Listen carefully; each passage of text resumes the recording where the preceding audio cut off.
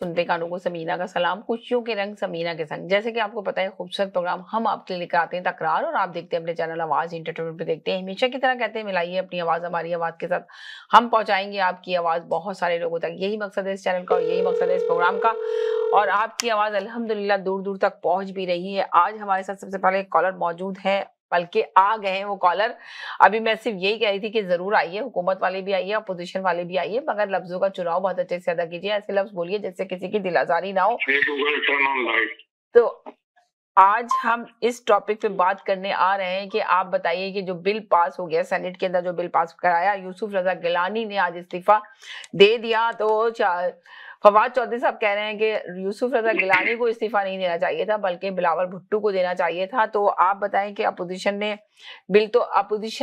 Bill pass खुद करवाया, या हुकूमत ने अपनी कारकर्दगी पे उनका बिल पास हुआ, या अपोजिशन के बहुत सारे अराकीन जिन पे इल्जाम हो रहा है कि 14 अराकीन हुकूमत के साथ, कप्तान के साथ मौजूद हैं।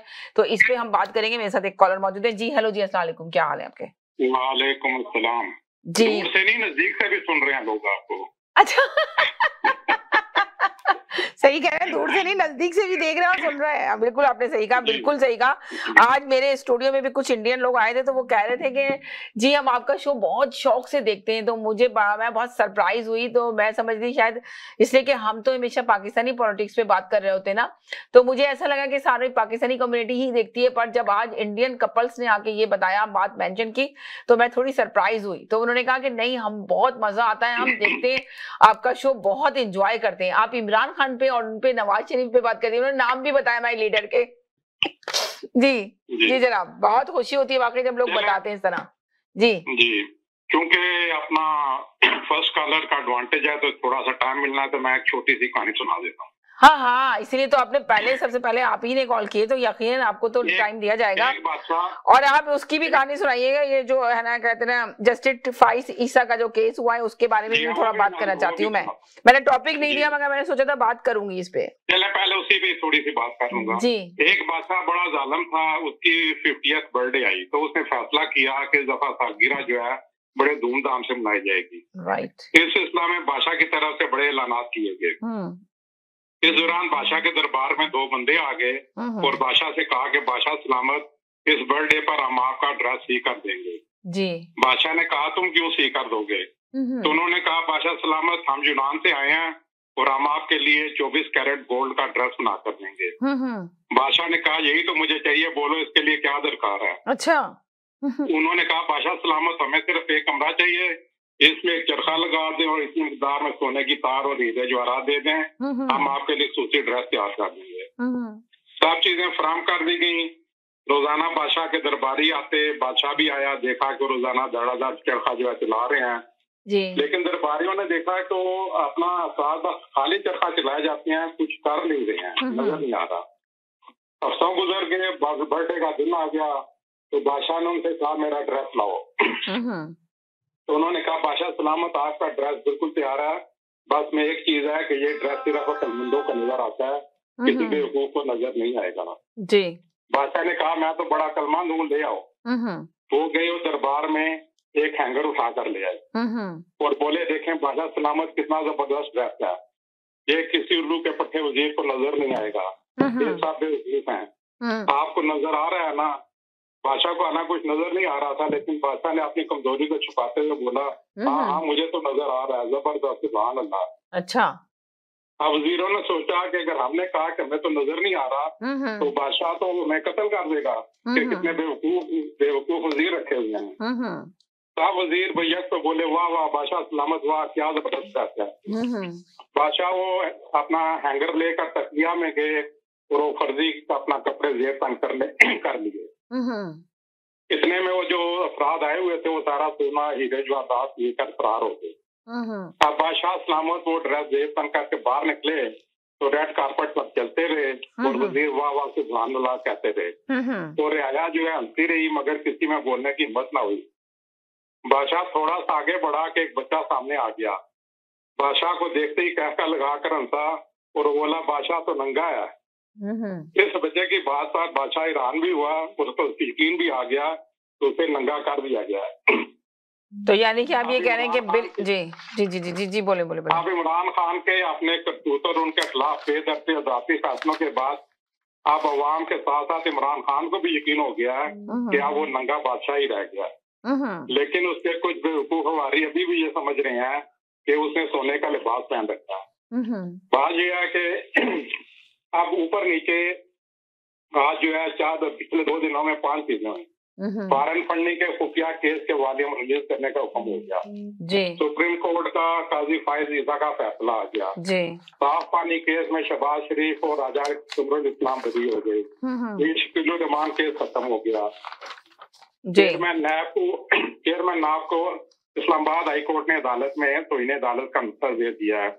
खुर्शीद शाह केस का तफसीली फैसला आ गया और इसके बावजूद तमाम फैसलों ने corrupt prime minister Imran Khan को नंगा करके रख दिया और इमरान खान को यही समझ बैठा हुआ है कि उसने अभी भी जो है वो सोने का लिबास पहन रखा है। हालांकि उसको ये सोने का लिबास लाने वाले रावलपिंडी में बैठे हुए उसके ऊपर मंत्री। तो अच्छा बताएं कि यूसुफ रजा गिलानी जो है कि अब हुकूमत के साथ शामिल हो गए हैं या अभी भी पीपल्स पार्टी के एक लीडर थे अपोजिशन के, तो फिर उसके बाद उन्होंने ऐसा क्यों किया, वो सेनेट में क्यों नहीं पहुंचे, जिसकी वजह से उन्होंने आज इस्तीफा भी दे दिया, जिसकी वजह से उन्होंने इस्तीफा भी आज दे दिया है, जबकि फवाद चौधरी कह रहे हैं कि वो तो एक शरीफ इंसान है, उनको इस्तीफा देने की क्या जरूरत थी, बिलावल भुट्टो को देना चाहिए था इस्तीफा। जी देखें, ये वाकया इंतहाई जो है संजीदा है और काबिल अफसोस भी है और इस पे बात इसलिए करना भी जरूरी है कि जमहूरी इक़्तिदार के दुश्मन हुक्मरान के मकरू और मुनाफिकत से भरपूर बेरूपिया चेहरे से आगाह करना भी जरूरी है और जिहाद भी है। हकीकत ये है कि मरकजी बैंक किसी रियासत की माँ होती है जिसके पास सारी रियासत का मालिक कच्चा चट्टा होता है और उसकी कुंजी होती है। उसे IMF के हवाले करने के लिए स्टेट बैंक का बिल पास होना ऐसे ही है कि पहले सुहाग की मौजूदगी में उसकी दूसरी शादी कर दी जाए जी। अगर इस मकरू धंधे के ऊपर भी आपने शादियाने बचाने हैं तो आपके अक्ले मजहूल को किस तोपों की सलामी। याद रहे कि रियासत शहरियों के लिए माँ जाती होती है। पहले ही सारी सियासी पार्टियों की निकाली गंदगी ने इमरानी गटर में जमा होने के बाद मुल्क की सियासत में तोफन खिलाकर नाक में दम कर रखा था। अपोजिशन में से भी कुछ गंदे अंडे जो है उन्होंने इसमें इजाफा कर दिया। इस बात पर रंजीदा होना चाहिए बजाय इसके खुशी मनाएं, क्योंकि ये पाकिस्तान की पार्लिमानी तरीका स्याह दिन था कि पार्लियामेंट हार गई और IMF की जीत हो गई और माली तौर पर पाकिस्तान साम्राज्य की कॉलोनी बन गया और नायल हुक्मरान गुलामी का तो गले में डालकर नाचते हैं। लेकिन मैं तो मगर एक बात सुने कि मैं आपसे सवाल करती हूँ कि आप बताएं कि अपोजिशन जब इतने नारे लगाती है, इतने बड़े बड़े दावे करती है, आज हुकूमत को गिरा रहे हैं, अभी भी इसके बावजूद भी लॉन्ग मार्च महंगाई मार्च की तैयारियां शुरू हो रही हैं, तो आप बताएं कि अपोजिशन कुछ कर पा रही है, कुछ दिखाया उसने, कुछ कारकर्दगी तो करके नहीं दिखाई। आप जरा बता दें मुझे कि जिस तरह शोर मचा के आती है, उभर के आती है, पर कुछ भी कारकर्दगी नहीं दिखाई। आप देखें जितने भी बिल थे सारे बिल पास हो गए।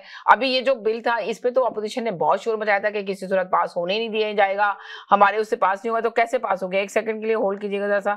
जी हेलो, अस्सलाम वालेकुम। जी वालेकुम सलाम, क्या हाल है? मंडे के शो के साथ जी जी। देखिए, सेनेट के जो अक्सरियत की बात कर रहे हैं ना आपने, जो टॉपिक दी है जी, उसमें कुछ लेना देना कुछ नहीं है। ऐसे ये देखिए, यूसुफ रजा गिलानी भी गायब हो गए। यूसुफ रजा गिलानी ने आज इस्तीफा दे दिया, जो बिलावल भुट्टो कह रहे हैं कि यूसुफ रजा जी, वो तो लग ही रहा था ऐसा ना जैसे। तो आपको लगता है, अच्छा एक सेकंड के लिए होल्ड करिएगा, वो जो कॉलर है ना, तो उनसे सवाल लिया पूछा था मैंने, उनसे जवाब ले लूं, फिर इसके बाद वापस आपके पास आती हूँ, मेरे साथ रहिए। जी हेलो जी जी जी, मैंने आपसे सवाल पूछा था, जी बताइए। जी बात यह है कि आपके सवाल का जवाब ये है कि बुज़दिलों का राज तब तक होता है जब तक बादर मैदान में नहीं उतरते। अब बात यह है कि जब ये असेंबली का इजलास बुलाया गया तो उस वक्त ये मामला एजेंडे के ऊपर नहीं था, तो इसलिए अपोजिशन ने उसको इतना सीरियसली नहीं लिया हुआ था कि रूटीन की मामला है। लेकिन उसके बावजूद जब ये रात को 12 बजे एजेंडे पे लाया गया तो अगले दिन सुबह अपोजिशन ने तैयारी कर ली। आप अगर आपने सेशन की फुटिंग देखी हो टीवी के ऊपर कि अपोजिशन वाले कह रहे हैं कि बिल आज आप क्यों नहीं पेश कर रहे हैं, उस वक्त तक अपोजिशन के इरकान जो है वो पूरे थे। उसके बाद अपना सेनेट के चेयरमैन ने इजलास मुलतवी कर दिया और उसके बाद फोन करवाए गए और 2 बंदों को बाहर निकलवा दिया गया और अपना एक दिलावर ग्रुप जो था उसको जो है अपोजिशन का साथ दे रहा था उसको अपना उसकी लाइसेंस चेंज करवा ली, वो आजाद ग्रुप है। तो जब ऐसे हथकंडे होंगे तो उसके बाद आप उसको कहें। और उसके बाद यह है कि पाकिस्तान की तारीख में पहली दफा हुआ कि सेनेट के चेयरमैन ने खुद वोट दिया। जब जो है पार्लिमानी रवायात को आप मलियामेट करेंगे और उसके बाद आप अपना ऐसे कानून बनाएंगे तो उसके ऊपर जो है मातम करना चाहिए बजाय इसके को खुशी। इसमें अपोजिशन की हार नहीं है, यहाँ पे अखलाकी तौर पे अपोजिशन जीती है। जैसे यानी कि आप ये कहना चाह रहे हैं कि जिस तरह फ्राइडे को एक कॉलर ने कहा था कि ये समझ लें कि इस वक्त अपोजिशन की जीत हुई है, हारने के बाद भी अपोजिशन जीत गई और हुकूमत जीतने के बाद भी हार गई है, तो आपका भी कहना यही है लग रहा है? जी हाँ, वो इसलिए कि आप सबसे पहले देखें कि इसमें पार्लिमानी रवायात का जो है वो कत्ल किया गया। सबसे पहली बात तो यह है कि एजेंडा जो है वो एक दिन कम से कम एक दिन पहले तैयार होता है। उसके बाद जो है सेनेट में या कौमी असेंबली में बिल अपना पेश करने या पास करने का तरीका कार होता है कि सबसे पहले पहली ख्वानगी होती है। पहली ख्वानगी का मकसद ये होता है कि जो उसका मूवर है वो उसको पढ़ के सुनाता है और उसके बाद जो है अगले दिन उसके ऊपर बहस होती है या उसके ऊपर जो है सेनेट का चेयरमैन जो है वो फैसला करता है कि जो स्टैंडिंग कमेटी का सपोर्ट किया जाए। ये यहाँ पे पहली ख्वानगी तक नहीं हुई, यानी कि बिल रीड तक नहीं किया गया और उसको मंजूर कर लिया गया। तो इससे अंदाजा लगा लेंगे ये सबसे पहली मातम वाली बात यह है कि पार्लिमानी रवायात का जो है मातम किया गया। दूसरी बात यह है कि सेनेट का जो चेयरमैन होता है वो हमेशा गैर जानबदार होता है। यहाँ पे फिर दोबारा पार्लिमानी रवायात का फोन किया गया कि सेनेट का चेयरमैन जो है वो उसकी पार्टी बना। अच्छा, एक सेकंड होल्ड करें, जी हेलो जी, अस्सलाम वालेकुम। जी वालेकुम अस्सलाम। सलीमीना जी कैसे हैं? बस ठीक ठाक, आप सुनाएं। बड़े डिफरेंट नंबरों से आपकी कॉल आती है अब तो। हाँ, जरा छुपना पड़ता है भाई। अरे क्यों छुप रहे हैं? नहीं जस्ट करेंगे। ओके, वो सब कुछ ठीक है। अब बच्चे भी आ गए काम पे तो हम इंशाल्लाह रोज कॉल किया करेंगे। अच्छा, ये था, ये तो अपनी शर्मिंदगी छुपाने के लिए है कि वो ऐसे हो गया जी, वो जीत के भी हार गए। एक शर्मिंदे लोग ऐसे, वो जो जिनको गोल्डन कपड़े पहन रहे थे, सबसे ज्यादा जलालत नंगे शरीफ फैमिली हुई है, सारी दुनिया को पता है जी। उन्होंने तो अपनी खवातीन को भी माफ नहीं किया, उनसे ज्यादा नंगा कौन होगा? Imran Khan is still prime minister of Pakistan और वो स्टैंडिंग हाई, कौन उससे बात कर सकता है? नंगे और दलील हो गए तो ये यहाँ से भागे हुए हैं। और आज सुबह वो दूसरे साहब की भी, छोटे मियाँ साहब की भी इशामत आने वाली है। उस पे इतना स्ट्रॉन्ग केस है कि दुनिया की कोई अदालत उसको माफ कर ही नहीं सकती। अगर आप अच्छी तरह पढ़ के स्टडी करके देखें ना। और दूसरा जो वो देख रहे थे राणा सनाउल्लाह क्या कह रहा था, वो अदालतों को थ्रेट कर रहा था, हम अदालतों को ऐसे कर देंगे, हमारे खिलाफ जो आएगा हम ऐसे कर देंगे। शर्म आनी चाहिए उन लोगों को। He is a freaking drug dealer और आके सुप्रीम कोर्ट को, अदालतों को वो थ्रेट करता है। शर्म नहीं आती इन गुंडों को? Pakistan is still a one country. तो वो आके अदालतों को, सुप्रीम कोर्ट को थ्रेट कर रहा है कि हम ऐसे कर देंगे उनको, अगर वो करेंगे तो हम ऐसे कर देंगे। सिर्फ शर्म आनी चाहिए। जो जलील हुए हैं वो शरीफ फैमिली हुई है। Imran Khan is still prime minister of Pakistan. चलो जी, मेरे 30 सेकंड पूरे हो गए। चलो जी, बहुत शुक्रिया, थैंक यू जी। हेलो जी। जी अस्सलाम वालेकुम। जी वालेकुम सलाम जी। आपके नाज़रीन को और खास तौर पे अमरीकी कॉलर को बहुत बहुत सलाम। तो अभी बात हुई काजी जस्टिस काजी फाइजी साहब, यकीन करें इस पाकिस्तान का अदालती निजाम ऐसा एक्सपोज, अब आप देखें कि ना जी, अवाम को 9 माह बाद तफसील जारी की गई और वो भी आप देख लें क्या तफसील आई है। बिल्कुल, हुकूमत का सख्त रद्द अमल, अदलिया गिरती हुई साख का फायदा उठा लिया जी। बिल्कुल, आप ये अंदाजा करें कि पाकिस्तानी सुप्रीम कोर्ट ने अपने पेटी बंद भाई को बचाने के लिए कानून की धज्जियां बिखेर दी। जी। मतलब ये अब आप अंदाजा लगाएं, आप ये कह रहे हैं कि कानून की धज्जियां बिखेर दी, तो आप बताएं कि उस मुल्क के अंदर जिसमें कानून नहीं है, कानून जैसी चीज नहीं है, तो वहां पे कहाँ इंसाफ की बात करते हैं, कहाँ आप आके कहते हैं एहतसाब एहतसाब। तो क्या होगा समीना, मेरा ख्याल जो ये फैसला आया है ना जी, ये वो फैसला है, यकीन करें शर्म से पाकिस्तानी होने के नाते शर्म से सर झुक गए हैं। 130 नंबर पे ऐसे ही नहीं अदालती निजाम है आपका, इससे और ज्यादा क्या होगा? फिर सभी को खोल दो यार, क्यों बंद करके रखा हुआ है छोटे छोटे लोगों को? आपने सबको खोल दो, मतलब कोई भी जवाबदेही ही नहीं है इस मुल्क में। आप गरीबों को पकड़ के जेलों में डालते हो। मतलब सोचें, किसी भी मुल्क में, दुनिया का कोई मुझे मुल्क बता दें जिसमें कोई जज जवाबदेह ना हो। ऐसा मुल्क है कुछ दुनिया में? मुझे बता दें। अभी तक तो फांसी भी हो चुकी होती। और इससे ज्यादा कितनी बड़ी शर्मिंदगी की बात है कि एक जज जो चीफ जस्टिस बनना है 2023 में, उसकी प्रॉपर्टीज निकलती हैं और वो जवाबदेह नहीं है, तो फिर कौन जवाबदेह है? मतलब कौन जवाबदेह होगा इस मुल्क में? मुझे बता दें। यानी इतनी शर्मिंदगी का बाइस बना है ये शख्स जिसकी 3 प्रॉपर्टीज निकलती हैं और उसकी बीवी हर एक को लेटर पे लेटर लिख रही है, लेकिन जवाब वही बात है ना, तकरीर खत के अलावा क्या था? मुझे बता दें। इतने दिन नवाज शरीफ का केस चला, कोई चीज आई थी?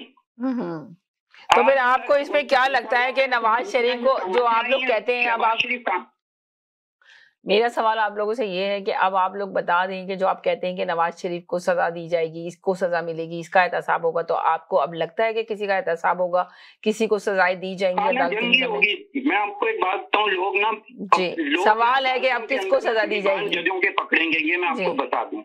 अगर यही सिस्टम रहा ना, एक मुझे बताएं गरीब, उसका केस भी यही हो, सेम ऐसे ही हो, और उसकी प्रॉपर्टीज निकल आए और जज भी यही बैठा हुआ हो, ये दे सकेगा? इंसाफ कर सकेगा? वो शख्स कहेगा नहीं कि तुम तो अपनी प्रॉपर्टीज का जवाब नहीं दे सके, मुझसे मांगते हो जवाब।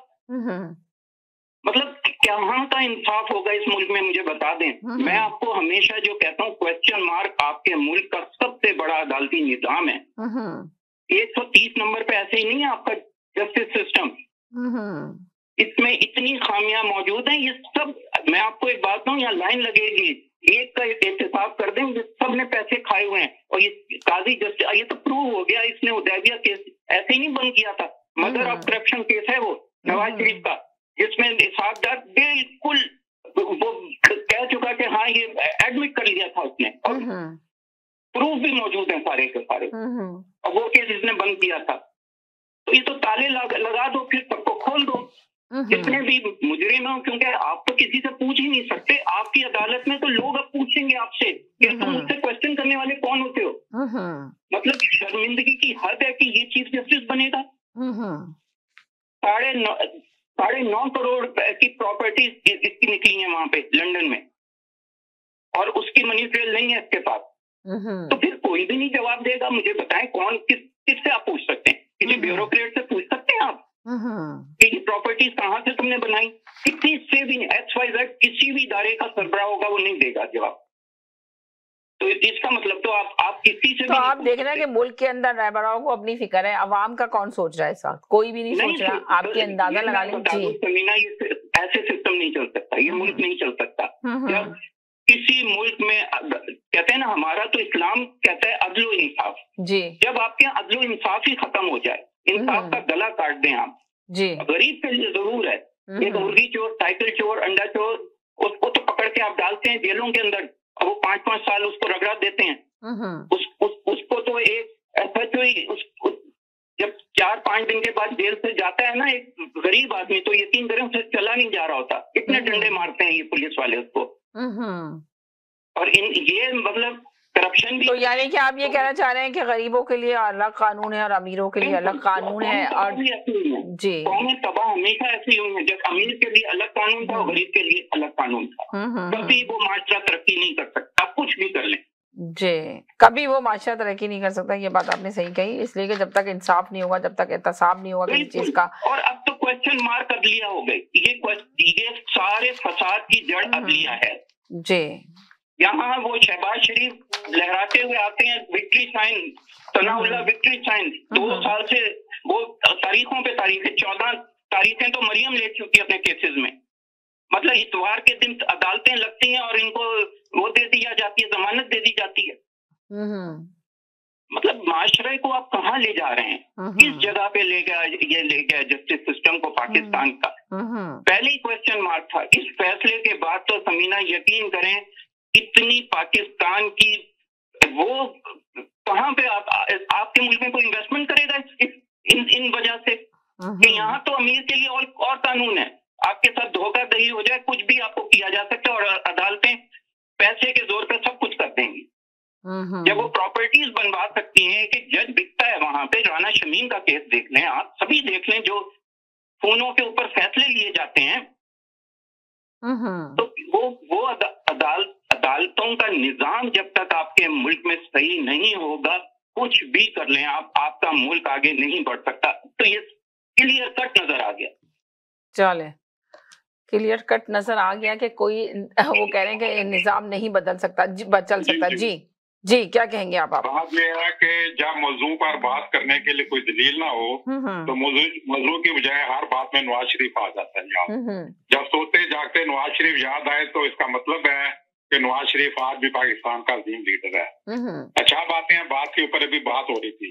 शर्म अगर जरा सी भी शर्म होती वजीर आजम में तो आज वजीर आजम का इस्तीफा आना चाहिए था, क्योंकि सुप्रीम कोर्ट के इस फैसले में शहजाद अकबर और फरोग नसीम के खिलाफ अपना एक्शन ना लेने का सुप्रीम कोर्ट के अहकामात के बावजूद एक्शन ना लेने पर अपना इमरान खान को उन्होंने जिम्मेदार ठहराया।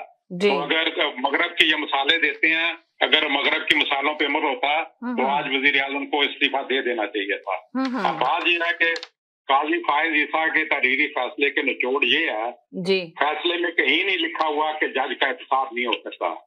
फैसले में लिखा गया, उसके पहले पैराग्राफ में लिखा गया है कि जजेस आइन और कानून से मावरा नहीं है। जजमेंट के मुताबिक जज हो या किसी आला ओहदे पर कोई भी कानून के मुताबिक बराबर है। इंसाफ के खिलाफ कार्रवाई हो सकती है, लेकिन कानून और आइन के मुताबिक और फेयर ट्रायल का हक मिलना चाहिए। बात दूसरा उन्होंने ये कहा कि काजी फायज ईसा के खिलाफ सदारती रेफरेंस जो है बदनीति पर मुश्तमिल था। बदनीति के ऊपर बेनजीर की गवर्नमेंट गई थी अपना बदनीति के ऊपर एडवाइस देने के ऊपर। तो यहाँ पे अगर जरा सी भी शर्म वजीर आजम में होती तो उसने रेफरेंस अपना रेफर किया था सदर पाकिस्तान को, और जिसको सुप्रीम कोर्ट कह रही है कि बदनीति पर अपना वो था मुश्तमिल था। तो इस सूरत में वजीर आजम को आज जो है वो इस्तीफा दे देना चाहिए था। ये जो फैसला है वो ये कहता है कि जज के खिलाफ जी जी जी जी जज के खिलाफ जुडिशियल कमीशन में कार्रवाई जज के प्रोफेशनल कंडक्ट पर हो सकती है। बीवी बच्चे अगर डिपेंडेंट हैं तो उनके किसी फेल से जज को मुलव्वस नहीं किया जा सकता। और फिर ये है कि काजी फायज ईसा के खिलाफ कार्रवाई या जासूसी की गई जो गैर कानूनी फेल था। इनकम टैक्स कानून के तहत टैक्स गुजार की राजदारी रखना FBR की जिम्मेदारी है, जिसकी खिलाफ वर्जी की गई। इजाफी नोट में तो अपना यह अफरीदी ने यह भी कहा है कि इन खिलाफ वर्जियों के ऊपर वज़ीर आज़म के खिलाफ कार्रवाई की जाए। फिर कहा गया इसमें कि सरीना ईसा को सुने बगैर सरीना ईसा के खिलाफ फैसला दिया गया। जिस ट्रायल के जवाब में सुप्रीम कोर्ट ने अपनी गलती मानकर अपना फैसला बदला है।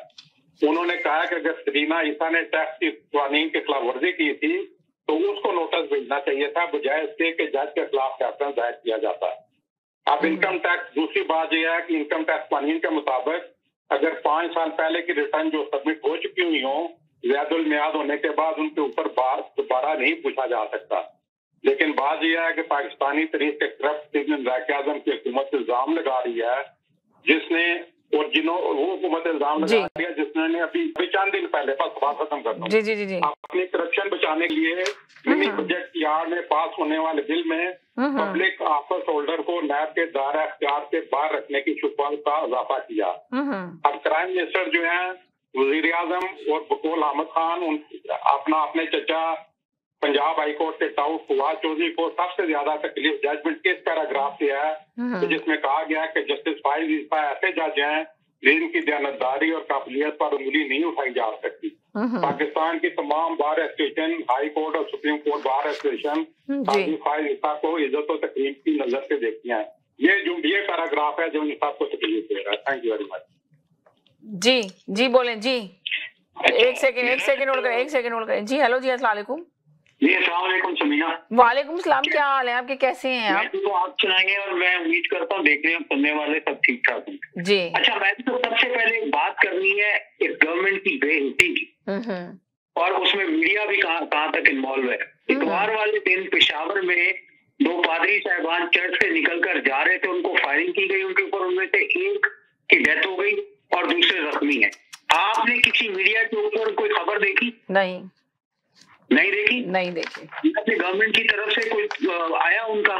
मतलब इतना बेइज्जत शख्स है ये इमरान खान जी, और इतना खुदगर्ज आदमी है कि कनाडा में तो अगर हमारा वजीर आजम बोले कि जी मैं यहाँ पे अकलियतों को है पूरी हुकूक दूंगा, अकलियत तो खैर है ही नहीं यहाँ पे, वेस्ट में अकलियत है ही नहीं जी, कम्युनिटी होती है एरिया कम्युनिटी का, ठीक है। और आप देखें प्यूटन ने जो बयान दिया था उसका भी बड़ा खैर मकदम किया है। तो आप क्या करते हैं यार, आप तो जो लोग आपके पाकिस्तानी है, बेशक किसी भी मजहब से ताल्लुक रखते हो, आपने उनका वो जरा सा भी एक लाइन नहीं आपने बोली, उल्टा आप छुपा रहे हैं उसको जी। This is so shameful on the part of the government, specially Imran government. और आज मुझे इस बात में कहने में कोई यार नहीं है कि जब से इमरान खान की गवर्नमेंट आई है अकलियतों के ऊपर जो है ना ज्यादा मसले शुरू हो गए। मैं ये नहीं कह रहा गवर्नमेंट करती है, लेकिन लोगों को बहुत ज्यादा शय मिली है। अभी हिंदू लड़कियों को अगवा कर लिया, जबरदस्ती इनको कन्वर्ट कर लिया जाता है, कभी क्रिश्चियन लड़कियों को कर लिया जाता है, किसी का मंदिर तोड़ दिया जाता है, ठीक है। कभी वो लाहौर में चर्च के ऊपर वो नर्सेज के वो जो बनाया हुआ चैपल उसमें जाके वो मतलब ये हो क्या रहा है, और फिर गवर्नमेंट कोई एक्शन नहीं लेती उसके ऊपर। अभी ये देखे 2 दिन गुजर गए, आज मंडे भी गुजर गया ना वहाँ पे, अब तो ट्यूजडे आ गया, अब तो ट्यूजडे आ गया वहाँ पे जी, और ट्यूजडे की सुबह है वहाँ पे। सिर्फ एक्सप्रेस न्यूज में एक छोटी सी खबर आई थी, बाद में जब मैं देखने गया वहाँ पे तो उसकी भी आवाज बंद कर दी चैनल की। तो ये हाल है गवर्नमेंट का। वैसे आप लोगों को पाकिस्तान में कुछ पता नहीं क्या हो रहा है, कभी आप कश्मीर का रोना रोते हैं, कभी आप अफगानिस्तान की मदद करते हैं, और भाई पहले अपना तो घर सीधा कर लो यार जी। और आप ये देखें कि बिल पास हो गया तो अब आज उसी पे जश्न मनाया जा रहा है, हुकूमत इसी पे क्या जश्न मनाया जा रहा है कि आज यूसुफ रजा जी वो इसी पे खुश हो रही है और इसी पे जश्न मनाया जा रहा है। मगर जो एक बहुत बड़ा मसला है पाकिस्तान का, उस पे कोई बात नहीं करता, ना उस पे कोई गौर करता। ये जो महंगाई का तूफान आया हुआ है इस पे कोई बात करना नहीं चाहता गवर्नमेंट को जी। सही बात है जी, आवाम की महंगाई का कोई नहीं करता, तो बस हम ठीक कर देंगे भाई, कर दो, कब करोगे, ठीक है जी। और दूसरी आवाम को भी जो है ना, जो मुसलमान नहीं है, जो गैर मुस्लिम है, उनको भी भाई पाकिस्तानी समझो। इनको ये पैगाम पहुंचना चाहिए गवर्नमेंट तक। जी जी जी जी जी, उनको भी इंसानियत के तहत देखें, चाहे किसी भी मजहब से ताल्लुक रखता हो इंसान, मगर इंसाफ हर एक के लिए इंसाफ होना चाहिए। ये नहीं कि आप मजहब कार्ड ना खेलें इसलिए कि आप एक हुकूमत के सरबराह, एक प्राइम मिनिस्टर हैं, तो आपको एक इंसाफ की कुर्सी पे बैठे हुए, तो इसलिए अवाम इस वक्त आप ही से सवाल करेगी और आप ही से जवाब भी मांगेगी, और आप जवाबदेह हैं इस वक्त, आपको देना पड़ेगा 22 करोड़ आवाम को जवाब, जिस तरह आप 22 करोड़ आवाम की उससे आए। बिल्कुल, एक सेकंड होल्ड करें जी। जी हेलो जी, एक सेकंड होल्ड करें जी। जी जी, पिछली गवर्नमेंट में होता था, वो पहुंचते थे, वो चोर थे, डाकू थे, कुछ भी थे, वो पहुंचते भी थे, मजम्मत भी करते हैं। यही तो मैंने कहा कि आप एक मुल्क चला रहे हैं, प्राइम मिनिस्टर हैं मुल्क के, तो आपको ही जवाब देना होगा, इसलिए कि हुकूमत अवाम आपसे ही जवाब मांगेगी और आप ही की मुंतजिर होगी, आपके जवाब की तलबगार होगी। तो आपको सोचना पड़ेगा वज़ीर-ए-आज़म इमरान खान को। अभी जो वज़ीर-ए-आज़म इमरान खान चले, ठीक है, हम कहते हैं कि इनकी 5 साल हुकूमत रहे, और 5 साल रहेगी, कोई गिरा नहीं सकता। जो अपोजिशन इस वक्त, बिल्कुल सोचिए अपोजिशन जो काम हो रहा है, अपोजिशन को आपको क्या लगता है इस कंडीशन में अपोजिशन क्या हुकूमत का कुछ गिरा सकती है, हुकूमत का कुछ बिगाड़ सकती है? नहीं बिगाड़ सकती। नजर तो कुछ भी नहीं आ रहा अगर आप देखा जाए तो। अगर आप लोगों को लगता है कुछ ऐसी बात कि हाँ जी अपोजिशन बहुत पावरफुल है, अपोजिशन जरूर कुछ करके दिखाएगी, अभी तक तो अपोजिशन ने कोई भी, सिर्फ एक झूठे वादे, एक झूठे नारे और दावों के सिवा अभी तक अपोजिशन ने कुछ भी नहीं दिखाया। कुछ कारकर्दगी नहीं करके दिखाई। अगर हुकूमत ने कोई कारकर्दगी नहीं दिखाई तो मगर अपोजिशन ने भी कोई कारकर्दगी नहीं दिखाई, इसको आप लोग तस्लीम करेंगे और मानेंगे इस बात को 100%। कोई शक नहीं है। हाँ, अगर आपको लगता है कि हाँ जी अपोजिशन ने बहुत बड़ी कुछ कारकाम करके दिखाया है, कुछ कारकर्दगी करके दिखाई है, तो जरूर आके बताइए और जरूर मेंशन कीजिए, हम जरूर सुनेंगे आपकी बात के कि भाई अपोजिशन ने क्या किया। चले मानते हैं कि हुकूमत ने कुछ भी नहीं किया, पर अपोजिशन ने क्या किया? कुछ भी नहीं किया। वो भी उतारेंगे, वो भी सिर्फ उतारने के नाम ही ले रहे हैं ना, उतारेंगे। बल्कि अब तो ये शोर हो रहा है कि अपोजिशन के 14 अरकान जो है वो हुकूमत कप्तान के साथ खड़े हुए। तो अब आप क्या कहेंगे इस सिलसिले में? बताएं, मेरा जो सवाल है लोगों से। खड़े हो तो खड़े, फ्लोर क्रॉसिंग जो चलती है पाकिस्तान में, इसमें क्या है? जी, यही ना, उनका साथ दे रहे हैं ना कि अब यूसुफ रजा गिलानी क्यों नहीं आए, किस वजह से नहीं आए। कहा जा रहा है कि जरदारी ने रोका था, बिलावल भुट्टो ने उनको मना किया था। तो आप ये देखेंगे अपोजिशन में क्या बातें चल रही, क्या चेमागोइयां चल रही हैं, तो इसका जवाब दे रहा था आगे। जी, पॉलिटिक्स है, जी जी जी। और अब उसमें अवाम को जो है ना गलत तस्वीर जा रही है ऑपोजिशन की। जी, गलत तस्वीर जा रही है अवाम में ऑपोजिशन की। बेशक इन्होंने कोई भी बड़ा पत्ता खेला हो, लेकिन ये इनके अगेंस्ट जा रहा है ऑपोजिशन के। ठीक है जी, थैंक यू। बहुत शुक्रिया, thank you so much. Opposition के वाकई सही कह रहे हैं, गलत पत्ता खिलाओ, पर अपोजिशन के बिल्कुल नेगेटिव जा रहा है। जी हेलो जी समीर, कॉल आ गया व्हाट्सएप पर 2-3 दफा यार करती है। व्हाट्सएप को तो सिर्फ एक ही दफा यार किया है, वो चले सबसे पहले कॉलर थे वो। अभी किया अभी नहीं, पहले व्हाट्सएप एक ही दफा आए और वो नहीं, एक ही दफा आके पूरी तफसील बयान करके गए वो। अब दूसरी दफा आए होल्ड पर है। अभी मुझे आपने होल्ड करवाया, उनसे पहले बटफा भी थे। नहीं, व्हाट्सएप नहीं थे, वो दूसरे कॉलर थे मेरे साथ। बटफा भी थे समीना जी। अच्छा, एक इदारा जिसने अपने आप को सबसे ऊपर कर लिया, उनसे कोई हिसाब नहीं ले सकता। आप मुझे बताएं, वो सबका हिसाब करेगा, ये कैसे मुमकिन हो सकता है? मतलब कोई दुनिया का मुल्क मुझे बता दें कि वहां पे किसी जज का XYZ कैसे भी निकल आती है प्रॉपर्टी, कोई भी इदारा निकालता है, कहीं से भी निकलती है, तो मुझे बताएं वो जवाबदेह है जज या नहीं है? कोई मुझे ये बताए किसी भी मुल्क में किसी जज की प्रॉपर्टी, और वो सुप्रीम कोर्ट का वो चीफ जस्टिस बनने वाला हो अगले साल, तो मुझे आप बता दें कि वो वहां का जस्टिस सिस्टम कैसे चलेगा? यानी फिर कोई भी इदारा जवाबदेह नहीं होगा जब वो इदारा जवाबदेह नहीं है जिसने सबको वहां पे जवाब देना है। जब आप मुझे बताएं किसका वहां पे किसको जस्टिस मिलेगा वहां पे?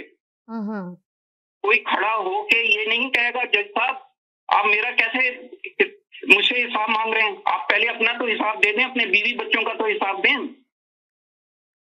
मतलब ये कैसा अंधा कानून, मुझे कोई ये बताए ये कैसा अंधा कानून है कि बीवी बच्चों का सवाल जज से नहीं कर सकते कि ये प्रॉपर्टीज कैसे बनाएंगे?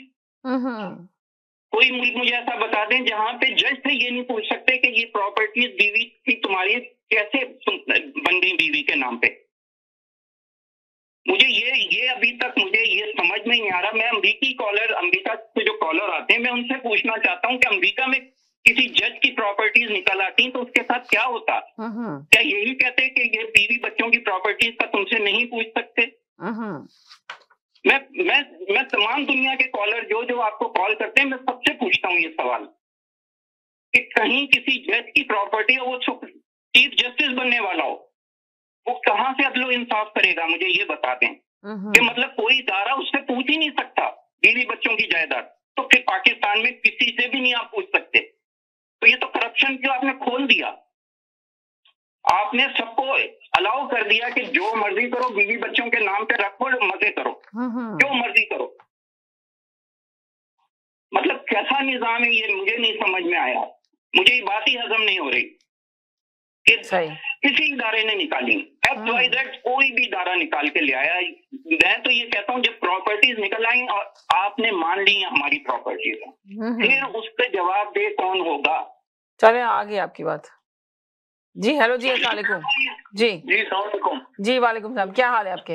अल्हम्दुलिल्लाह। होल्ड करनी? नहीं, होल्ड ना करें, बोल ले, कॉलर है उनका जवाब लेती हूँ, वो तो होल्ड पर है। जी बोले, आपको पहले भी मैंने होल्ड पर डाला था, जवाब नहीं लिया आपका।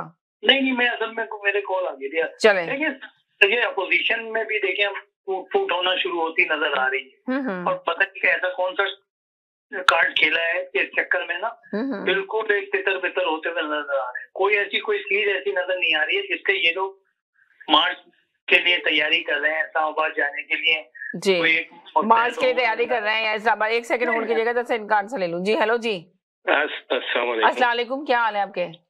वालेकुम सलाम। हाँ नहीं ठीक हो, और सब कॉलर्स को और देखने वालों को मेरी तरफ से सलाम जी। अच्छा, मैं भी इजाजत हो तो 2-4 बातें मैं भी करूँ? हाँ करें, क्यों नहीं। देखिए बात ये है कि अभी फाइज ईसा के बारे में जो बात हो रही है वो जरा जवाब दे दें इनको। वो इतना जज्बात में आके आपसे जवाब मांग रहे हैं, आप कॉलर से सबसे इस कदर जज्बाती हो रहे हैं जी। अभी उनको वो कह रहे हैं कि जी जो जैसे आफरीदी साहब ने जो अपना फैसला तहरीर करा है जी, उसको जरा सा वो पढ़ तो लें। वो पढ़ते कुछ है नहीं ना समझते हैं, अगर पढ़ते हैं तो शायद उनको समझ में नहीं आया। अब वो उसको दोबारा पैराग्राफ को गौर से पढ़ लें तो उनकी सारी चीज समझ में आ जाएगी कि फैसले में लिखा क्या है। और जस्टिस फायद ईसा का केस जो हुआ था, जो गवर्नमेंट ने करा था, वो उसके बारे में यही आफरीदा ने क्या कहा कि ये बदनीयती में मबनी केस है। ठीक है ना, तो आपने ऐसा केस बनाया क्यों? जी बहरहाल अब 4-6 से फैसला हुआ। आप सोचे 9 माह बाद के बाद जो ना तफसील जारी हुई है, ये देख रहे हैं कितने अरसे तक जी। नहीं वो पहले फैसला आ गया था, तफसीली फैसला अब आया है और 4-10 जज थे उसमें 4-6 के उस पर फैसला आ गया। अब ये जो जिसपे एक हमारे दोस्त जो इतना जज्बाती हो रहे हैं वो पानी वानी पिए। ये भाई ये जस्टिस सिस्टम, ये वही जस्टिस सिस्टम है जिसमें जहांगीर तरीन चीनी चोर को छोड़ दिया।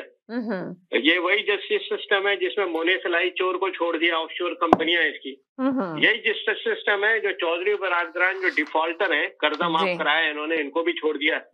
यही जस्टिस सिस्टम है जिसमें ये शौकत तरीन जो वजीर खजाना है हमारे, ये भी कन्विक्टेड है, इनके पे भी 4 केसेस हैं। और इसी तरह जफर मिर्जा, नदीम बाबर और वो दूसरे जुल्फी बुखारी और फैसल वाडा का केस आपके सामने है। तो ये सारे जज यही जज है, यही सिस्टम है जिसमें गवर्नमेंट को भी फायदा जी। न मालम जब्बा केस खुलता है, ना बीआरटी खुलता है, फॉरेन फंडिंग 7 साल चलता है। तो ये सारे केसेस यही जैसे सिस्टम है भाई। तो अगर आपको फायदा पहुंचा रहा है तो ठीक है आपके लिए, और दूसरे को अगर फायदा या सही फैसला लिख रहा है तो उस पर आपको इतराज है।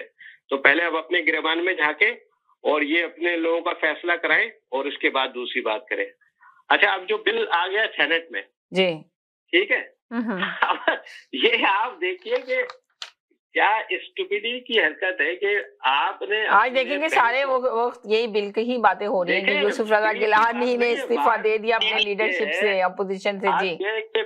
बिल के पास होने में खुशी मनाने की क्या लॉजिक क्या है, कोई मुझे ये समझाए। यानी आप अपने मरकजी बैंक को IMF के हवाले आपने कर दिया जी, और आप उसमें खुशी मना रहे हैं। यानी बिल तो ये होता है पहले कमेटी के पास जाता है, उस पर बहस होती है, तमाम पार्टी स्टैंडिंग कमेटी में जाता है, स्टैंडिंग कमेटी में तमाम पार्टियों के लोग होते हैं, उस बिल पर डिस्कशन होता है, तो उसके बाद वो बिल फिर कमेटी में जाता है, फिर उसके बाद सेनेट में जाता है। तो आवाम को ही पता होता है कि भाई ये बिल है क्या, इस पे क्या डिबेट हो रही है। बहुत ही इम्पोर्टेंट बिल था ये, कोई छोटा मोटा बिल नहीं था। ये अपने आपने मरकजी बैंक को IMF के हवाले कर दिया और उस पर खुश हो रहे हैं आप। मेरे तो लॉजिक ही समझ में नहीं आई। बहरहाल मैंने आपको पहले भी कहा था कि इसमें गवर्नमेंट जीत के भी हार गई है और मैं उसी बात पे कायम हूँ। तो बाकी ये जो है आप कह रही है कि अपोजिशन ने गवर्नमेंट को गिराना नहीं है, इन्होंने अपनी सियासी मुहिम शुरू कर दी है। तो क्या आपको लग रहा है कि वो मार्च योग धरने की बातें हो रही हैं, लॉन्ग मार्च की बातें हो रही हैं, तो कुछ कर पाएंगे या नहीं कर पाएंगे, या सिर्फ ऐसे ही बैठ जाएंगे ये लोग नारे लगाकर? जी, गवर्नमेंट को गिराने की जरूरत नहीं है, ये इनको कमजोर करेंगे। इसी तरह अपनी इलेक्शन मुहिम इन्होंने शुरू कर दी है पीपल्स पार्टी ने, और आइंदा PDM के उस पे बैनर तले जो है वो नून लीग और बाकी जमातें भी इलेक्शन मुहिम का आगाज कर रही है। इन्होंने गवर्नमेंट को गिराना ही नहीं है, क्योंकि ये अभी गवर्नमेंट लेना ही नहीं चाहते, बहुत कम टाइम रह गया है। तो इलेक्शन अगर होंगे तो गवर्नमेंट जाएगी, अगर इलेक्शन नहीं होंगे तो गवर्नमेंट चलेगी। ये मैं कहना चाहता तो यानी कि आप ये कह रहे हैं कि 5 साल तो चले, आप मेरे पास और कॉलर है, मैं लेती हूँ।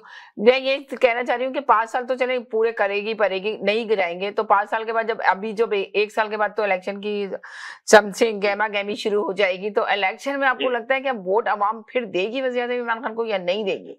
भाई मैंने आपको लिखवा दिया है ना। हाँ 25 सीटें 35 सीटें, इससे ज्यादा नहीं, और तहरीके इंसाफ तहरीके इस्तिक़लाल बन जाएगी। ये बात कहीं पे आप लिख लिया, मैंने लिख लिया, बार लिख लिया मैंने, और आपसे जरूर पूछूंगी। 1 सेकंड होल्ड करें जी। हेलो जी, 1 सेकंड होल्ड करें सारे कॉलर जी। हेलो जी सैयद साहब को सबसे पहले तो अस्सलाम वालेकुम। सैयद साहब, ये हुकूमत जाने वाली नहीं है, चाहे ये इलेक्शन हो या और कोई इलेक्शन हो। नेक्स्ट जो आपका प्राइम मिनिस्टर है ना, वो इमरान खान, गारंटी है। अल्लाह ताला आपकी भी जिंदगी रखे और हमारी भी जिंदगी रखे। आप भी देखेंगे और हम भी देखेंगे। जितनी मर्जी शर्मे दिलाते रहो लोगों को, हम तो वहाँ मलक यूम से शुरू हुए हैं, मलक यूम से नीचे आते जाओ। जितने भी चीफ जस्टिस आए हैं, कौन सा कोई उन्होंने बहादुरी का काम किया हुआ है पाकिस्तान के लिए। और जो इलेक्शन है वो इलेक्शन ये मार्च वाच में नहीं होगा, मैं आपको बता दूं। तो बाकी सैयद साहब से ये है कि सैयद साहब आप भी यहाँ हैं, हम भी यहाँ हैं। जो नेक्स्ट इलेक्शन है वो इमरान खान का है। पीपल पार्टी उसका कंपटीशन ही नहीं है। तो ये जो शरीफ फैमिली है, ये तो भागी हुई है। ये तो मैं पहले दिन से कह रहा हूँ कि शरीफ फैमिली का कोई मेंबर आज के बाद प्राइम मिनिस्टर नहीं बनेगा पाकिस्तान का। मैं आपको ये 1 साल से कह रहा हूँ। और मियाँ साहब उस पाकिस्तान नहीं आ सकते जब तक इमरान खान की हुकूमत है। Guarantee you that. अल्लाह हाफ़िज़। जी चलें जी, आप भी जल्दी से मैसेज दे दें जी। जो अल्लाह को ना माने वो अदलो इंसाफ को कहाँ से मानेगा। उसकी नजर में तो अदलो इंसाफ की कोई अहमियत ही नहीं। मतलब एक तरफ वो कहता है कि कराची में करप्शन निकला है, तो जाने दो यार, क्या बात करते हो, सब अच्छा चल रहा है। तो फिर वो किस मुंह से वो दूसरे लोगों के नाम लेता है। मुझे तो यही समझ में नहीं आई आज तक, कौन सी बात पे यकीन करूं। ये कहता है कोई बिल तो दिखाओ असेंबली से पास हुआ तो 32 बिल आ जाते हैं एक ही दिन में। मतलब मैं किस बात पे कहूं कि यार इनकी किसी बात पे तो मैं जवाब दूं। मैं तो जवाब देने का भी अहमियत नहीं देता, क्योंकि ऐसे लोगों को क्या जवाब दे आदमी जिसके कॉल और फेल में इंतजार हो, जो खुदा को ही ना माने। तो फिर वो ऐसे बंदे को तो जवाब नहीं दिया जा सकता। हाँ अलबत्ता शेख रशीद एक बड़ी अच्छी बात कह रहे हैं आजकल। वो कह रहे हैं 14 से 15 MNA PTI में के साथ मिले हुए हैं, और मुझे तो लगता है वाकई में इस बात में बड़ा दम नजर आता है, क्योंकि ऐसे ही बिल पास हो रहा है। तो क्योंकि इनकी तो तितर बितर हुई पार्टी है, पता नहीं इसका क्या वजूद है। ये शहबाज शरीफ भी इलेक्शन लड़ने के काबिल रहेगा या नहीं रहेगा। एक भाई भागा हुआ है, बेटी जो है वो बेल पे बेल लेती है। मतलब बाकी बचता क्या है, क्या बचेगा। एक पंजाब की जमात है, उसमें से भी पता नहीं कितने इसके हिस्से होंगे, ये तो अभी पता ही नहीं है। 4-5 तो लोग कहते हैं हमें वजीर आजम के लिए नामजद कर लो, हम तुम्हारी जो तुम कहोगे हम वो मानेंगे। वो एस्टेब्लिशमेंट से जाके मिलते हैं। अब मुझे बताओ ऐसी पार्टी के लिए हम क्या बात करें यार, जिसका कोई वजूद ही नजर नहीं आता आगे।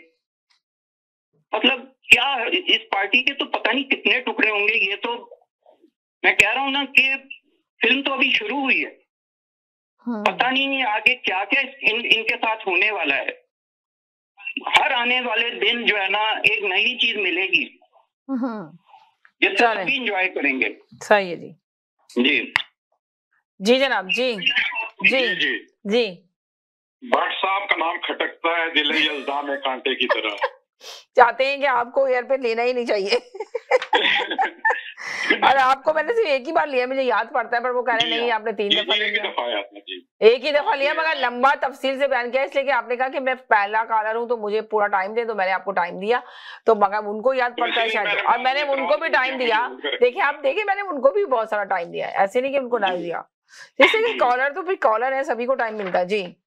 बात यह है कि इधर उधर की तू ना बात कर, ये बता कि ये प्राइम मिनिस्टर ने काफिला जो है वो क्यों लूटा। मतलब मौजूद के ऊपर बात जब ना हो तो इधर उधर की बातें लाई जाती हैं। बात सिंपल सी ये है कि फैसला में कहीं नहीं लिखा गया कि जज के खिलाफ कार्रवाई नहीं हो सकती। जिनको काजी फाइज ईसा के घर खरीदने पर एतराज है वो परवेज मुशर्रफ की प्रॉपर्टीज पर गूंगे बन जाते हैं। मैं भी उसकी तफसील देता हूँ उसके बाद। काजी फायद ईसा 2009 में जज बने थे। ये जरा नोट कर लें, ये जो बड़ी बड़ी अपना बातें करते हैं ना। काजी फायद ईसा 2009 में जज बने थे। FBI ने जो स्टेट बैंक को डाटा दिया उसके मुताबिक जो उन्होंने घर बाहर खरीदा था उसकी 85% रकम उनके जज बनने से पहले सरीना ईसा पाकिस्तान से बाहर रकम मुंतकिल कर चुकी थी। तो इसलिए आप बतौर जज उसको कैसे उससे इल्जाम कर सकते हैं। दूसरी बात, सुप्रीम कोर्ट ने ये कहा है कि अगर जज के किसी डिपेंडेंट ने कोई टैक्स कानून की खिलाफवर्जी की है तो उस डिपेंडेंट को नोटिस दिया जाना चाहिए। राजा कि आप जो है अपना जज को जो है बदनीति का उसके ऊपर केस बनाए। अगर सरीना ईसा ने कोई खिलाफवर्जी की थी इनकम टैक्स के कानून की तो उसका नोटिस सरीना ईसा को दिया जाना चाहिए। बात मुख्तर ये है कि लोग कुछ पढ़ना जानते नहीं है या उनको समझ नहीं आती है। वो एक रटाया अपना जो वो वर्जन है उसको आगे जज्बाती हो जाते हैं, उसका कोई फायदा नहीं है। जो कानूनी पहलू हैं वो उसके ऊपर बात करनी चाहिए। आज ये देखें कि चेयरमैन नायब जस्टिस जावेद इकबाल चेयरमैन, बस ये अपना थोड़ी मुख्य बात है। चेयरमैन नायब जस्टिस जावेद इकबाल को इस्लामाबाद हाई कोर्ट ने तौहीन अदालत का नोटिस जारी कर दिया है। ये नोटिस कर्नल इनामुर रहीम की नायब में ज़ेर इल्तवा दरखास्त के मुताबिक के ऊपर दिया गया है। इस दरखास्त में बताया गया, अब ये प्रॉपर्टी की बात करते हैं जस्टिस की एक घर के ऊपर बातें करते हैं, आप ये तफसील सुने। नायब में ज़ेर इल्तवा दरखास्त के मुताबिक परवेज मुशर्रफ ने 5000 पाकिस्तानियों को अमेरिका के हाथों फरोख्त करने का इतराफ किया। ये उन्होंने अपनी किताब में लिखा हुआ है। इलेक्शन के कागजात नामजदगी में परवेज मुशर्रफ ने अपने असासों में $20 लाख, 8 लग्जरी गाड़ियां, 18 जायदादें जाहिर की, लेकिन किसी पर टैक्स नहीं दिया। लाकानूनियत की इंतहा के अकाउंट फ्रीज, अदालत के हुक्म पर अकाउंट फ्रीज होने के बावजूद उन अकाउंट में से 20 लाख रुपए निकलवाने की इजाजत दे दी गई। कर्नल इनामुर रहीम की नायब में ज़ेर इल्तवा दरखास्त के मुताबिक परवेज मुशर्रफ ने फौज में जर्नैलों को दर्जनों प्लाट दिए। एक जर्नैल के पास तो 87 प्लाट हैं और एक लेफ्टिनेंट जनरल के पास 117 प्लाट हैं। इसकी उसने पूरी तफसील दी हुई है और उसके अपना सबूत दिए हुए हैं कि कौन कौन से प्लाट उनको लाट किए हैं। तो मुशर्रफ ने कहा था, उस वक्त कहा था ये उनके मुताबिक कि जिसको भी प्लाट चाहिए वो डायरेक्ट मुझे दरखास्त दे दे और प्लाट हासिल कर ले। चेयरमैन नायब को जो तमाम जर्नैलों के नाम और सबूत दे दिए हैं, वो ये कर्नल इनामुर रहीम साहब कहते हैं, लेकिन उन्होंने कोई कार्रवाई नहीं की। एक होता है अपना चीफ ऑफ आर्मी स्टाफ के पास इख्तियार, उसको कहते हैं लास्ट सिग्नेचर, कि वो जब आखिरी दिन सिग्नेचर करता है तो उस दिन अपने रूल जो है वो सारे एक तरफ हो जाते हैं और जिस चीज के ऊपर भी दस्तखत कर दे वो कानूनी तौर पे समझा जाता है। तो ये उस दिन उसने जो है सैकड़ों के हिसाब से प्लाट जो है जर्नैलों में लाट किए। इन धांधलियों के ऊपर उनकी नजर नहीं जाती है। एक जज की एहलिया ने जिसने अपने जाती कमाए हुए पैसों से घर खरीदा है उसके ऊपर इनकी 5-5 जुबानें गज लंबी जुबानें जो है वो अपना शुरू हो जाती हैं। थैंक यू जी। हेलो जी हेलो जी, अस्सलाम वालेकुम। वालेकुम सलाम। देखिए आपको मैं वेट कर रहा हूँ, 2-4 मिनट और कर लेता हूँ। कितने अच्छे कॉलर हैं आप जैसे कॉलर मेरे पास और भी आ जाए जो वेट करें और फिर उसके बाद वापस क्लियर करें और शिकायत न करें। या लोगों की बदकिस्मती के हैं या अवाम की के हैं, हमारा जुडिशरी सिस्टम ही सही नहीं। सही जिस तरीके से उन जजेस को ईमानदारी के साथ और एक तो आपको क्या लगेगा, क्या हुकूमती इदारों के खिलाफ कार्रवाई होनी चाहिए या नहीं होनी चाहिए? ये जो बैठे हुए इनके खिलाफ कौन कार्रवाई करेगा? किस तरह मुल्क का निजाम सही होगा? कौन करेगा? जब कौन करेगा? जो करने वाले ही काना निकल रहा है, कोई ना कुछ करा के निकल रहे हैं। कोई अब ये देखे ना कि अगर चले कोई कुछ कर रहा है कोई कुछ कर रहा है, पर सजाएं तो किसी को भी नहीं मिल रही ना। ना साबका हुकूमतों के दौरान कुछ हुआ, ना इस हुकूमत के दौरान। ये हुकूमत इस वक्त देखें जवाब दे कौन है? ये हुकूमत जवाब दे। ये जो हुकूमत आके बैठी हुई है तो कुछ कर रही है, कोई काम नहीं कर रही है। अगर इस वक्त के जो हालात देखें उस हालात में तो ये है कि जुडिशरी सिस्टम तो फेल है, वो तो फेल है। उस चैप्टर को तो आप बंद कर दें। अब ये देखिए कि इमरान खान की नाकामी का जरिया जो सबसे बड़ी जो नाकामी नजर आती है इमरान खान की, इसलिए नजर आती है सबसे बड़ी नाकामी के, इसलिए कि इमरान खान भी उन्हीं लोगों के साथ बैठ के काम कर रहा है जो सबका हुकूमतों में ओहदों पे रहे। वही सारी पार्टी सारी हुकूमतों में रहे, वो अब इस हुकूमत में भी सारे वो जी ये कन्विक्टेड हैं। तो कन्विक्टेड हैं तो उस हिसाब से इन पे सारा वो लागू है जो कि जज को देना चाहिए, जजमेंट एहतसाब होना चाहिए, वो हो नहीं रहा और वो नहीं होगा। जिस तरह की चल रही है हालात चल रहे हैं, वो किसी का भी एहतसाब नहीं होगा। कितने मतलब करोड़ों के अरबों रुपए तो वैसे ही माफ करा लिए गए। नेशनल बैंक की तो ऐसी तैसी हो गई, वो तो दुकानें ही बंद हो जाए, ऐसा मतलब एक नेशनल बैंक है जो एक गवर्नमेंट का ही रह गया है। अब आप देखें ना, जो शहबाज शरीफ पे इल्जाम लगाए गए थे कि पापड़ वाले के पास इतना पैसा चला गया, अब और क्या कहते हैं उस पर क्या कहते हैं झोपड़पट्टी वाले जो रहने वाले उनके ऊपर करोड़ रुपया आया है, कौन उनका हिसाब देगा? कोई हिसाब किताब नहीं है। अब देखिएगा ये केसेस, ये कुछ भी नहीं होगा जो शहबाज शरीफ पे इल्जाम लगाए जा रहे हैं, ये सब केस बंद हो जाएंगे एकदम ही क्लियर। देखिए वक्ती तौर पर ये लोग सब शोर मचाते हैं जी। हम इसी में उलझे हुए, अपोजिशन में शहबाज शरीफ को लेके नवाज शरीफ को लाए, शहबाज शरीफ को नैब ने बुला लिया, उसने बुला लिया, हुकूमत क्या, हम लोग सिर्फ ये सुन के खुश होते हैं कि जी शहबाज शरीफ को नैब ने बुला लिया, उसके ऊपर इतने जराइम बता दिए, इसके ऊपर ये कर दिया, पर आवाम के लिए कुछ नहीं सोच रहे हैं ना, आवाम के लिए कोई काम करने के लिए तैयार है। आए थे जो नारा लेके तो आवाम ने बड़ा साथ दिया था, पर अब नहीं लगता कि आवाम को साथ के हिसाब से जमहूरियत की जो एक्सपेक्टेशन है आवाम की जो थी वो अभी तक अगर नहीं पूरी हो रही है तो इसमें कुछ कोताहियां तो है ना जी। किसी ना कि जब पीटीआई की हुकूमत है तो उसकी कोताही है, सिंध में अगर पीपी अगर वो रूल कर रही है तो पीपी कर रही है कोताही है, क्यों नहीं कर रही काम? आप क्यों नहीं, अगर आपको इलेक्ट किया है तो इस तरीके से आप लेके चलें।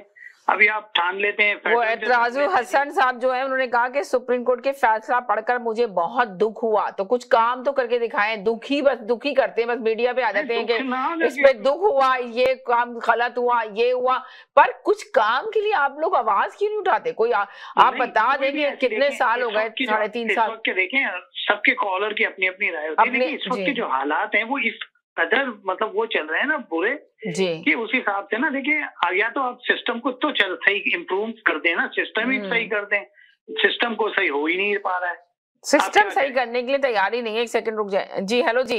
और सिस्टम सही हो ही नहीं सकता मुल्क का जी।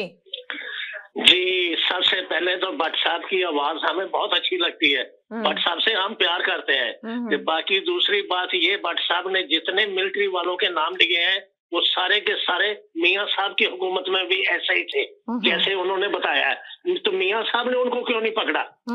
अगर मुशर्रफ ने लोग बेचे थे ना यूनाइटेड स्टेट के सामने, तो उतने लोग मियां साहब ने भी बेचे हुए हैं। मियां साहब को दूस के नले नहीं, मियां साहब ने हर वो काम शुरू किया है जो गंदा काम था, बाद में लोगों ने किया है। तरीका और वारदात सिखाने वाले ये लाहौर के पंजाबी है, जो फ्राडिया, जो धोखाबाजी जी इन लोगों ने सिखाई हुई है लोगों को। पाकिस्तान ऐसा नहीं था बहन, इन लोगों ने जब से ये आए हैं ना, इन्होंने खाना खराब किया पाकिस्तान का। और कौन सा ऐसा आदमी था जो इनको पकड़ लेता पंजाबियों को आके? सबसे बड़ा पंजाब का सूबा है पंजाब। किसी की हिम्मत थी किसी सिंध वाले की या बलोचिस्तान वाले की या फ्रंटियर वाले की कि आके इन पे हाथ डाल देता? ये इसी का काम है कि इन्होंने आके इनकी गर्दन मरोड़ी है। चले एक सेकंड होल्ड करें जी। हेलो जी। जी हेलो जी। आज अभी मोहतरम लियाकत साहब एक बात कह रहे थे कि ये फौजियों ने जी नवाज शरीफ के टाइम पे भी किया था तो उसने क्यों नहीं पकड़ा? तो सर नवाज शरीफ तो है ही चोर डाकू।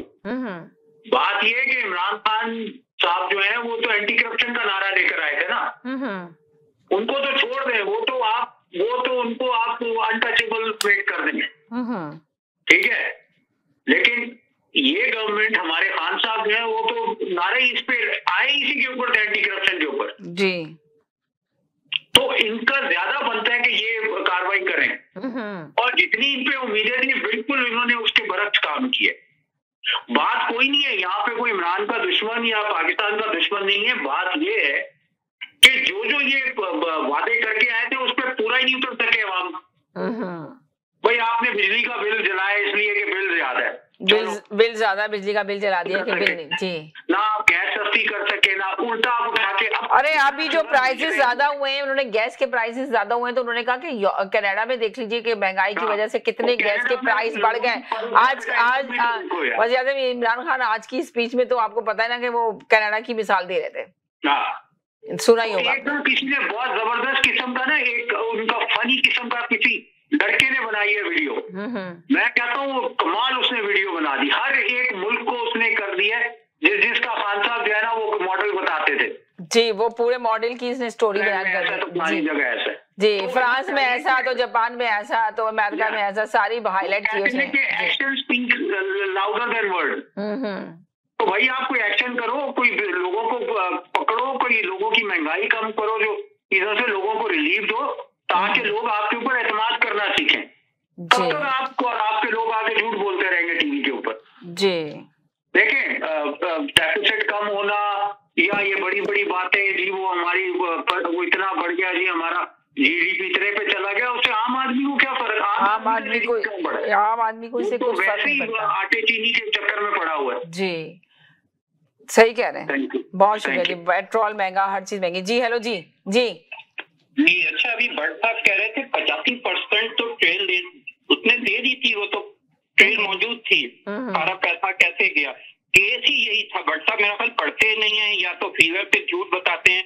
पढ़ लिया करें, केस ही यही था, वरना तो केस ही ना बनता। 10.5 करोड़ की प्रॉपर्टी में से सिर्फ 1 करोड़ रुपए की ट्रेल दे सकी उसकी दीदी। केस ही यही है कि उनके पास मनी ट्रेल ही नहीं थी कि ये पैसा कैसे गया। बार बार FIA उनसे पूछती रही, FBR पूछती रही, कहां से ये पैसा किस तरीके से गया, किस चैनल। केस ही यही था जो आज तक नहीं दे सकी। जितने भी बड़े बड़े लॉयर हैं, आप किसी से भी ये पूछ लें कि केस क्या था।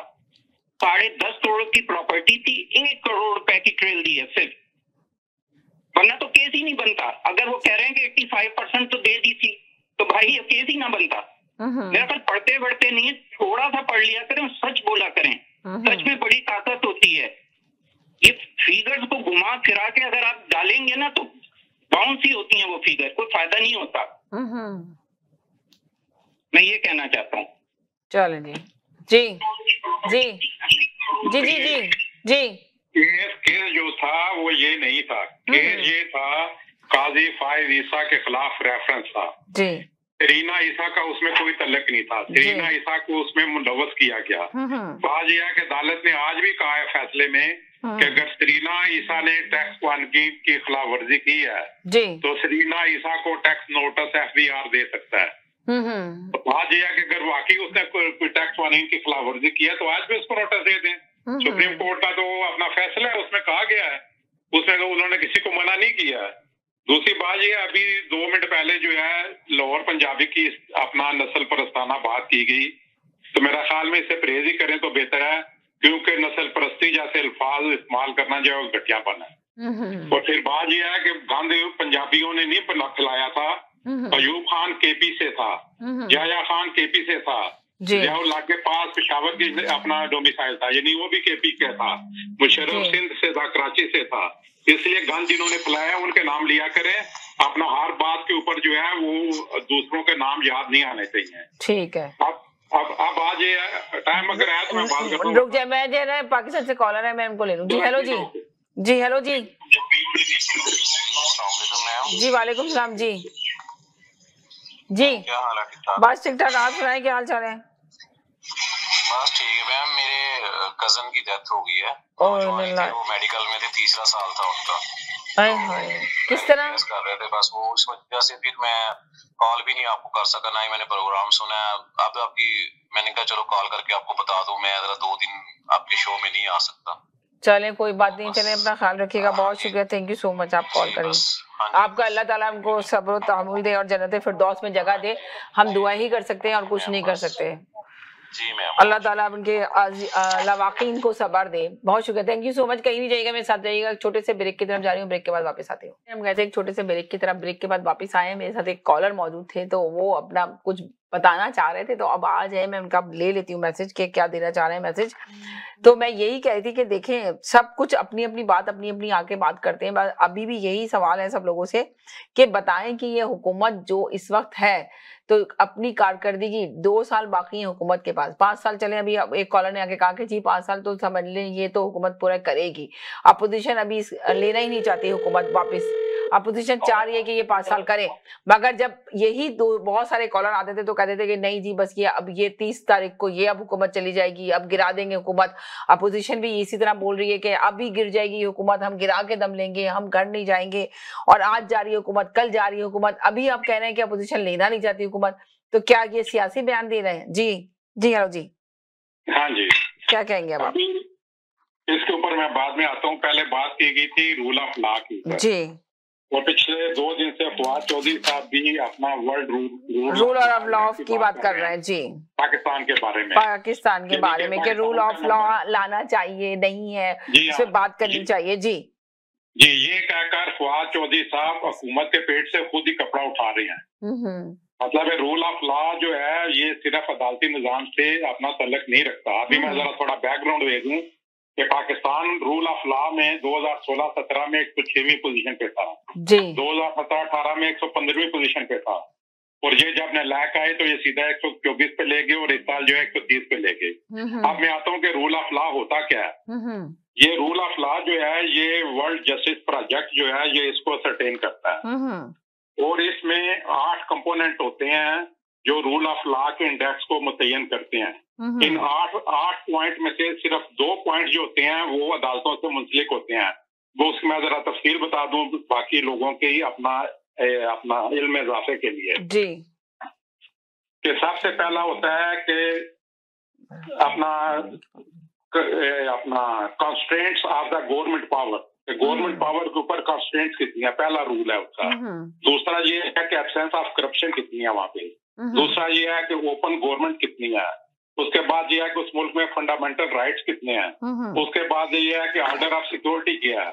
उसके बाद आता है क्रिमिनल जस्टिस क्या है। ये क्रिमिनल जस्टिस जो है ये अदालतों से रिलेट करता है। उसके बाद आता है रेगुलेटरी एनफोर्समेंट क्या है वहाँ पे अपना निजाम की, ये हुकूमत से अपना तल्लुक रखता है।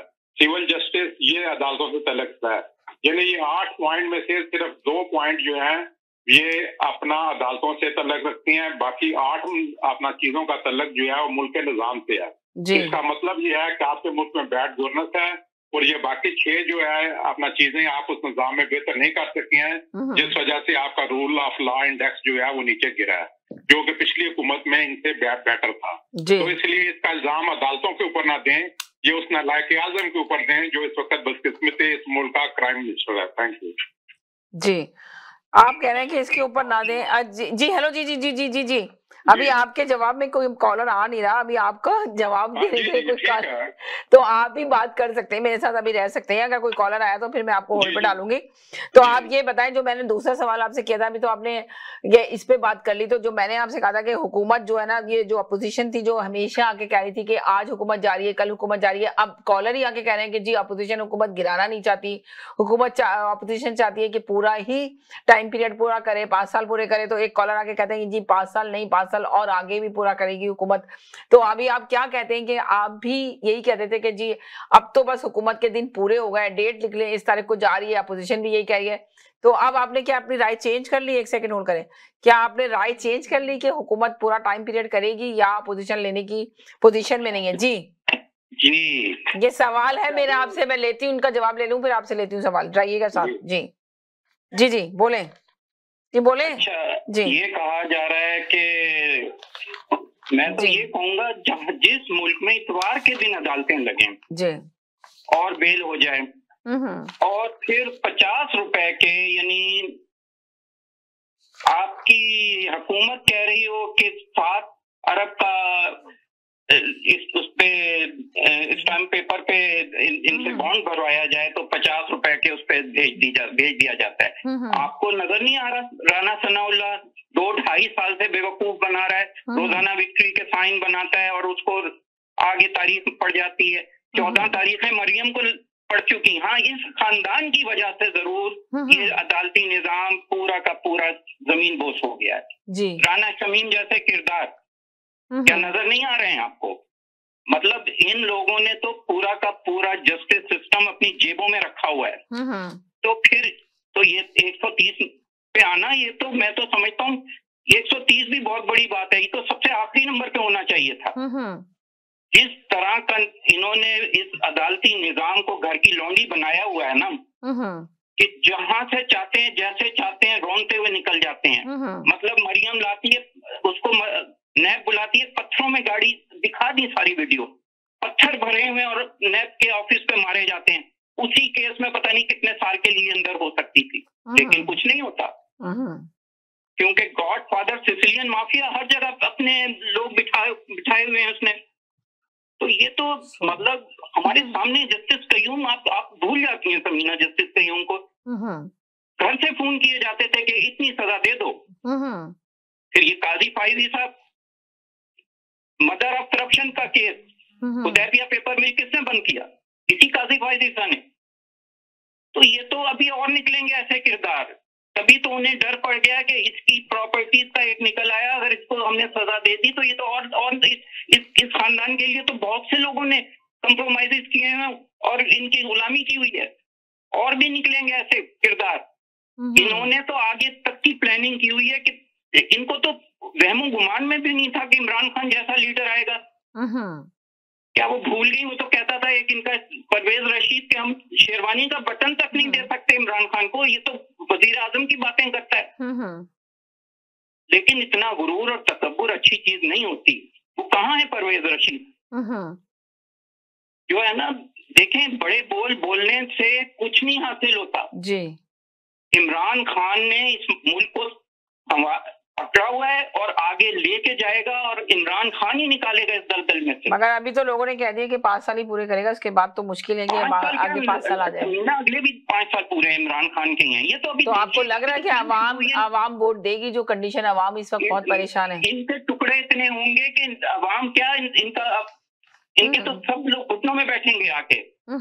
इतने टुकड़े इनके होंगे नून लीग के, आप सोच नहीं सकते। ये तो अभी 5 लोग मंजरे आम पे आए हैं ना कि हम माई बाप आपके बूथ पॉलिश करने के लिए तैयार हैं, बस हमें मौका दे दें। हम जान छुड़ाना चाहते हैं खानदान से, हम आपकी गुलामी करेंगे, बस हमें मौका दें हम। ये तो अभी और किरदार आएंगे ऐसे। जैसे जैसे इलेक्शन करीब आएंगे आप देखिएगा क्या क्या होता है। तो इस जितना इस खानदान ने अदलिया को नुकसान पहुंचाया और उधर जरदारी खानदान, ये दोनों खानदान तबाह बर्बाद कर दिया अदालती निजाम।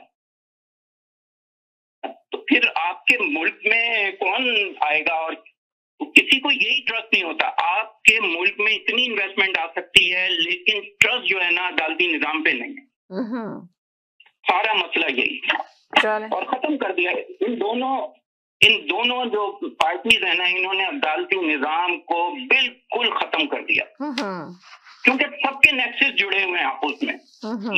ये प्रॉपर्टीज कहाँ से बनी है, ये हर अक्लमंद आदमी सोच सकता है कि कहाँ से बनी होंगी, कहाँ से पैसा गया होगा।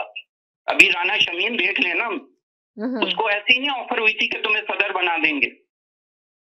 तो ऐसे ही तो काम लिए जाते थे, फिर सभी कुछ करवाया जाता था।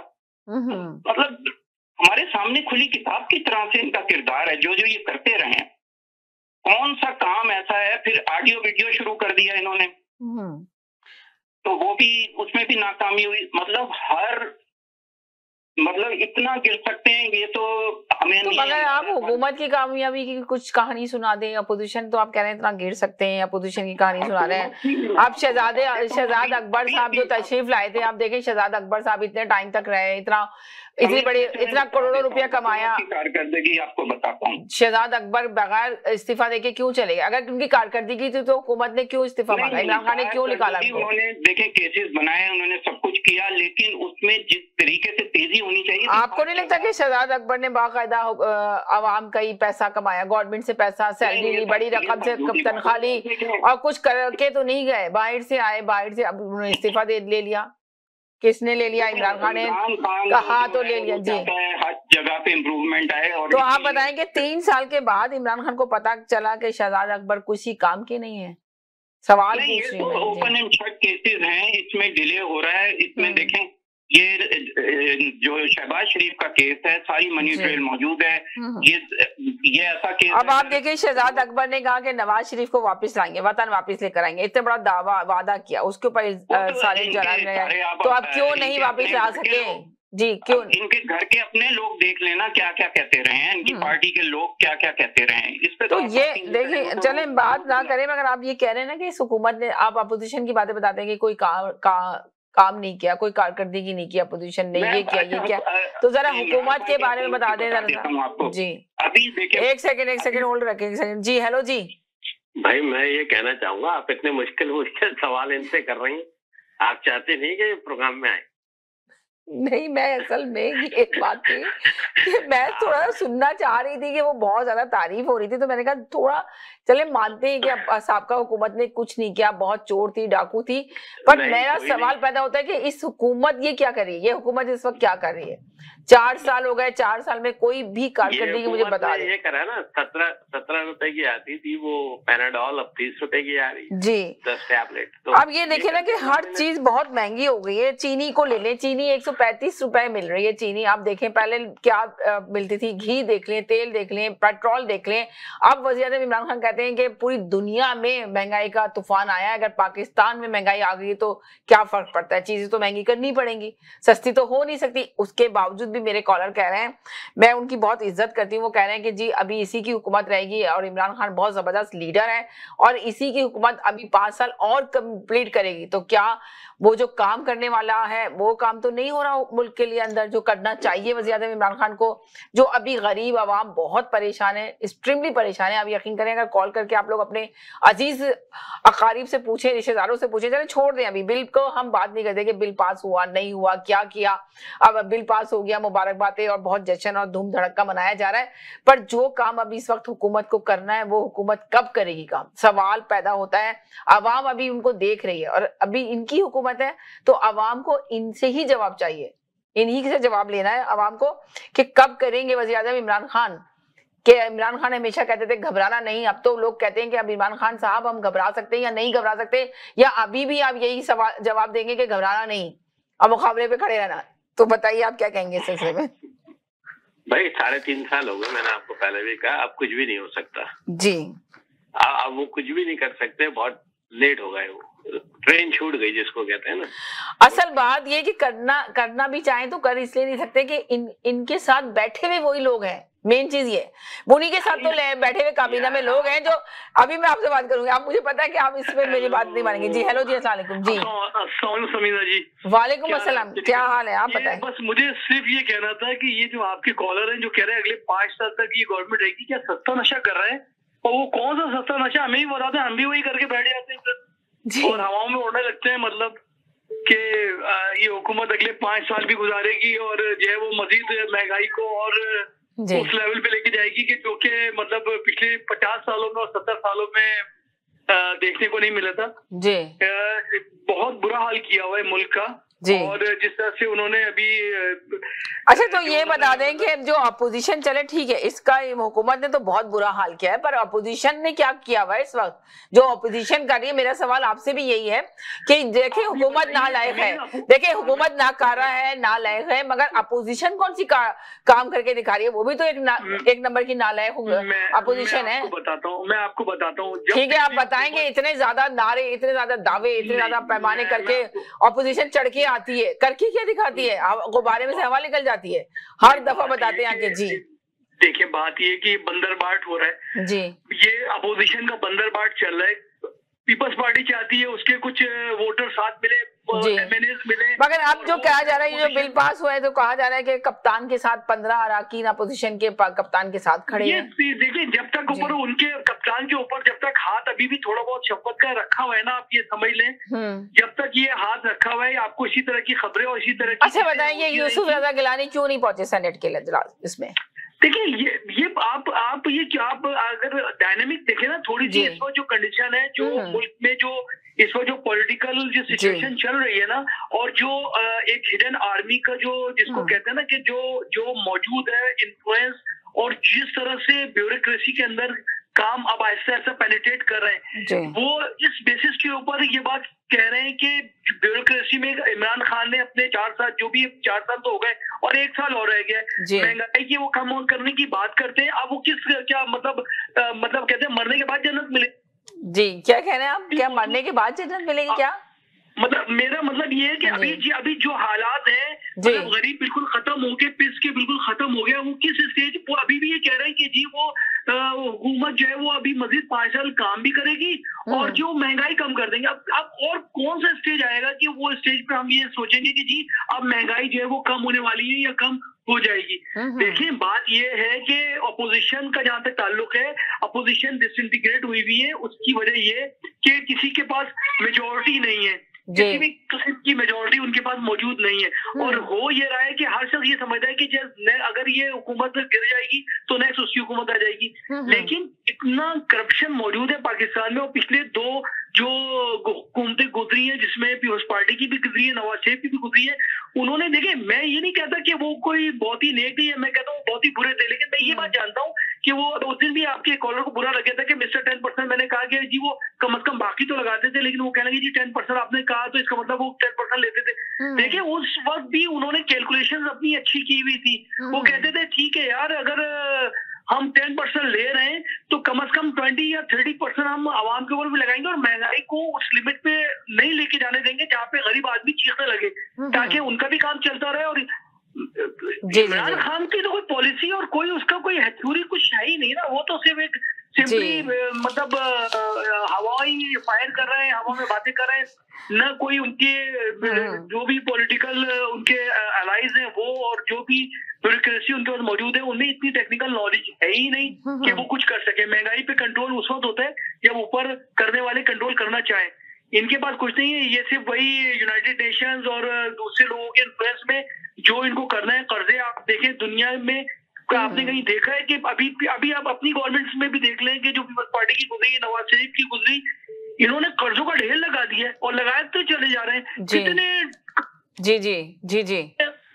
इन्होंने सऊदी अरब से कितने डॉलर्स इन्होंने लिए। आप ये बताएं, डॉलर अभी भी नीचे नहीं आ रहा, ना आ पाएगा। तो एक सेकंड होल्ड करें जी। हेलो जी, 1 मिनट के लिए होल्ड करें जरा प्लीज, 1 मिनट के लिए होल्ड करें जी। मैं ऐसी बॉटम लाइन ये कह रहा हूँ कि आप ये मत कहें कि जो वो अपोजिशन ने क्या किया। बात ये कि जब तक इमरान खान के ऊपर हाथ मौजूद है और जब तक आर्मी अपने मफाद पूरे कर रही है उस वक्त तक ये रहेंगे। और इनको अभी यही पीछे से इनको इंस्ट्रक्शन मिल रही है कि आप बेफिक्र रहें, अगले भी आते आएंगे, क्योंकि देखें आपको नहीं पता। तो यानी कि आपको भी लग रहा है, जो मेरे कॉलर कह रहे हैं कि 5 साल और आगे करेंगे, तो आपको भी लग रहा है कि 5 साल और पूरे करेंगे? मुझे इसलिए लग रहा है कि जिस तरह से आर्मी के हाथ जोड़ के खड़े हुए ना ये पीछे, मुझे अंदाजा हो रहा है ये चीज का, क्योंकि जब तक आर्मी के अपने मफाद चल रहे हैं, अगर आपको मार्शल में जो चीजें मिल रही है, अगर आपको बगैर मार्शल के वो तमाम चीजें मिल रही है, तो आपको क्या चाहिए? पीछे पपेट इमरान खान का है, लेकिन उसके बैक साइड पे सारी आर्मी और सारे लोग काम कर रहे हैं उनके मजे से। आप ये बताएं, बजट उनका कहां से कहां चला गया है? उनकी चीजों में कोई कमी आई है? नहीं आई है। गरीब आवाम पिसता है, उसी के ऊपर टैक्स लग रहा है। उनके तो देखे जो स्टोर्स है वो खुले हुए, चाहे वो नेवी के हो, चाहे आर्मी के हो, चाहे एयरफोर्स के हो, उनके तो जो सब्सिडाइज चीजें वो मिल रही है। कभी किसी ने पलट के देखा कि उनके बजट का क्या हुआ है? कभी किसी ने पलट के देखा कि उनकी जो सब्सिडाइज चीजें उनके ऊपर कुछ इजाफा हुआ है या कुछ उस पर महंगाई हुई है? नहीं हुई। और आप ये देख लें कि जितने भी पाकिस्तान में अच्छे इलाके हैं, चाहे वो पिंडी हो, चाहे वो कराची हो, वो जितनी भी छावनियां हैं, जितनी भी आर्मी के कंटोनमेंट के इलाके, उसमें किन के लोग हैं? अभी कराची में मैंने अभी थोड़े दिनों की बात है कि मुझे पता चला कि हमारे एक साहब प्राइवेटली जो वो आर्मी के इलाके में जो मलिर कैंट की छावनी है, वहां उन्होंने घर का लिया 8 करोड़ रुपए का, और वो क्या आर्मी का को जो बंदा है वो उसको जो है वो सेल आउट कर रहा है। तो 8-10 करोड़ के वहां पे जो आर्मी को जो मिलती जगह वो उस तरह से उसको सेल आउट कर रहे हैं, उसको जो है रेंट के ऊपर 1-1 लाख 2-2 लाख रुपए के ऊपर कर रहे हैं। तो फायदा कौन उठा रहे हैं भाई? फायदा वही उन्हीं को प्रिविलेज है, वही सेफ्टी में, वही सुकून में। और जब तक वो उन लोगों का हाथ इमरान खान के ऊपर है और इमरान खान कि वो खुद पपेट है एक तरह के, तो ये चलता है। वो सही कह रहे हैं कि उनको आर्मी की तरफ से ये है कि वो अगले वीक करेंगे। चलो दोबारा कॉल कर लीजिएगा। एक सेकंड मेरे साथ वो विंसर भाई का कॉल आ गया, एक दफा और होल्ड पे डाला था मैंने इनको। जी हेलो जी, अस्सलाम वालेकुम। जी अस्सलाम वालेकुम। जी वालेकुम सलाम, क्या हाल है आपके? जी बस सब ठीक ठाक। मेरी तरफ से आपको भी और तमाम कॉलर्स को बहुत बहुत सलाम। ये भी एक कॉलर ने सवाल पूछा था, मैं इसमें छोटा सा जवाब दे करके मैं बंद कर दूंगा, आप नहीं कॉल पे रखिए कि ये कौन सा सस्ता नशा करते हैं। तो मैं नशे का नाम बता देता हूँ, अगर इनमें भी तौफीक है तो ये भी कर लें। सस्ते नशे का नाम है सुनार। आप कर सकते हैं तो कर लें। ये चंद कॉलर्स को बात समझ में आएगी, इनको तो बात भी समझ में नहीं आएगी। बहुत शुक्रिया, थैंक यू। जी हेलो जी। मैं ये कहना चाहता हूँ, भी वो पूछे थे ना कि कौन सा नशा कर रहे हैं ये लोग। तो मैं बता देता हूँ, ये वही नशा कर रहे हैं जो 40 साल से जब उन लोगों की हुकूमत थी तो आप लोग कर रहे थे। तो ये वही नशा है। तो अभी तो 3-4 साल का नशा है हमारा तो भाई। तो 40 साल जिनके लिए आपने नशा किया तो वो तो भी बहुत दूर है। तो अभी खामोशी से बैठे हैं और बस और कोई काम करें ये तो आपके बस की बात नहीं है। और वो जो आप आर्मी की बात कह रहे थे, पुश पे खड़ी है, तो पहले कौन से पीछे नहीं होती थी? पहले भी यही होता था। ये तो सही कहा आपने, पहले भी यही होता था। ये इस बात से लाने वाले वही हैं, सबको लाने वाले वही हैं, बिठाने वाले वही हैं, तो सारा कुछ उन्हीं के हाथ में था। तो अब महंगाई की बात हो रही है यहाँ पे। समीना ये मुझे बताएं, वहां पे क्या पेट्रोल का रेट हो गया आज? जी जी जी 14 साल की बुलंद तरीन सतह पे इंटरनेशनल मार्केट में पेट्रोल के रेट चले गए हैं। तो मैं तो ये कहूंगा कि आज कम से कम 10 रुपए पाकिस्तान में पेट्रोल बढ़ सकता था, बल्कि 10 से भी ज्यादा 12 रुपए। इमरान खान की गवर्नमेंट ने नहीं बढ़ाए 12 रुपए। तो जहाँ पे आप उस चीज को भी, ये 12 रुपए ये बिल्कुल जस्टिफाई था कि 12 रुपए बढ़ते। आप यहाँ ही देख लें कनाडा में कितने पेट्रोल बढ़ गया है। जी जी बहुत प्राइस बहुत बढ़ गया कनाडा अभी 2-4 दिन में कितना बढ़ा है? जी जी जी बहुत ज्यादा। दिन के बाद 3-3, 4-4 सेंट बढ़ रहा है पेट्रोल। ये महंगाई तो खैर नो डाउट यहाँ पे भी बहुत ज्यादा हुई है। इस बात से हम डिसएग्री नहीं कर सकते, एग्री करेंगे। यकीनन बहुत महंगी हुई है, हर चीज बहुत महंगी है, मार्केट में महंगी है। वो आहिस्ता आहिस्ता बस दुआ ये करनी चाहिए कि ये जो चेन खराब हुई है, इस चेन में बेहतरी आए, तो इंटरनेशनल जो चीजें महंगी हुई हैं उनमें कमी आए। लेकिन अब ये देखें ना, ये जो पेट्रोल के प्राइसेस हैं ये तो बहुत ही खतरनाक हद तक बढ़ चुके हैं। जी। तो अब पाकिस्तान जैसा मुल्क कहाँ ये अफोर्ड कर सकता है? ये भी गवर्नमेंट ने अपने ऊपर हिट ली है। यकीन करें, ये 10 से 12 रुपए बढ़ते हैं कम से कम पाकिस्तान में। तो ये मैं ऐसा एक और बात करना चाहता हूँ, जहाँ सारी नेगेटिव बातें हो रही हैं लेकिन इंटरनेशनल मीडिया कुछ और ही लिख रहा है। वज़ीर आज़म ने पेट्रोल 11 रुपए, डीजल 14 रुपए बढ़ाने की जो है ना समरी को मुस्तरद कर दिया। जी हाँ, मुस्तरद कर दिया उन्होंने, समरी को मुस्तरद कर दिया। मगर आगे जो चीजें महंगी हुई भी हैं, ऑलरेडी बहुत महंगी हुई है चीजें, जिसपे वज़ीर आज़म इमरान खान को काम करने की जरूरत है। जैसा मुल्क जहाँ पे जो चीजें आप इम्पोर्ट करते हैं वो हाई टाइम पे पहुंची हुई हैं। आपको कुकिंग ऑयल जो है आपको इंपोर्ट करना पड़ता है, आपको दालें इंपोर्ट करनी पड़ती हैं, आपको बहुत सारी और चीजें इंपोर्ट करनी पड़ती हैं। तो वो चीजें तो नहीं आप सस्ती कर सकती गवर्नमेंट। अब महंगे बिजली घर इतने लगा दिए गए, वो कहाँ से सस्ती बिजली वो दे जा सकती है? तो जब अगर सवाल ये पैदा होता है कि आने से पहले क्या इमरान खान को नहीं पता था कि ये बिजली घर इतने महंगे हैं, सिस्टम इतना खराब है, अदलिया खराब है, निजाम सही नहीं है, क्या पता था या नहीं पता था? ये सवाल पैदा होता है। जी, इन्हें 40 साल खराब करने के लिए दिए हैं तो कम से कम 10 साल तो पाकिस्तान को संवारने के लिए दें। यानी कि आप ये कह रहे हैं, आपके कहने का मकसद ये है, एक सेकंड होल्ड करें, एक सेकंड होल्ड करें, ये बहुत देर से कॉल बार बार कर रहे हैं। जी जी जी, अभी भाई ने बात की थी नशे की। नशा कोई नहीं करता, सब लोग ऐसे ही है पाकिस्तान में। भाई पाकिस्तान में उतनी अमेरिका में लिकर नहीं है जितनी पाकिस्तान में है। वहां भी लोग नशा करते हैं, वो हमसे ज्यादा करते थे। रही मिलिट्री वालों की बात, आपने आज तक कोई सियासतदान बॉर्डर पे जाके मरता देखा है? या जब ये मार्च करते हैं उसमें से कोई सियासतदान कभी मरता देखा है? अगले जहां भी चले जाएं वो फौजी बॉर्डर पे मर के लड़ते हैं। तो अगर वो कुछ करते हैं तो डिजर्व है, क्योंकि मरते भी वो हैं। अगले दिन बलोचिस्तान में कितने कितने फौजी मरे हैं। तो कभी किसी, अभी अगले दिन वो MQM का हुआ है, कितने सियासतदानों को चोटें लगी हैं। वहाँ गरीब लोगों को चोटें लगी हैं, औरतों को लगी हैं, बच्चों को लगी हैं। किसी सियासतदान को एक खराश भी आई है? ये लोग हमें लोगों को इस्तेमाल करते हैं। तो अभी देखना वो दूसरी मार्च होगी, जो मार्च में होगी, एक सियासतदान को भी कहीं खराश लग जाए, मरे गए तो गरीब के बच्चे मरेंगे वहां भी, चाहे बलोचिस्तान में। तो हमेशा मरता ही गरीब है, आप ये देख लेना, मरता ही गरीब है। सियासतदान में सियासतदानों को उठा लें जी। और बलोचिस्तान में अमीर कभी नहीं मरता, अमीर को कभी कुछ नहीं होता है जी। वो पाकिस्तान की खातर मरते हैं बलोच, उधर से पठान मरते हैं, इधर से ये मरते हैं, पंजाबी मरते हैं। सिंध में तो ना फौज में जाते हैं, ना पुलिस में जाते हैं। इनकी तो पुलिस भी पंजाब से बन के आती है। खुद भी तो कुछ करे ना ये लोग। अगले दिन किसी सियासतदान को चोट लगी है, फरूक स्टार को या किसी और को, वो दूसरे जो बच्चे थे वहां औरतें थी उनको चोटें लगेंगी और वो लगती रहेंगी। पंजाब में भी ऐसे होगा, पश्चिम में भी ऐसा होगा, बलोचिस्तान में भी ऐसा होगा।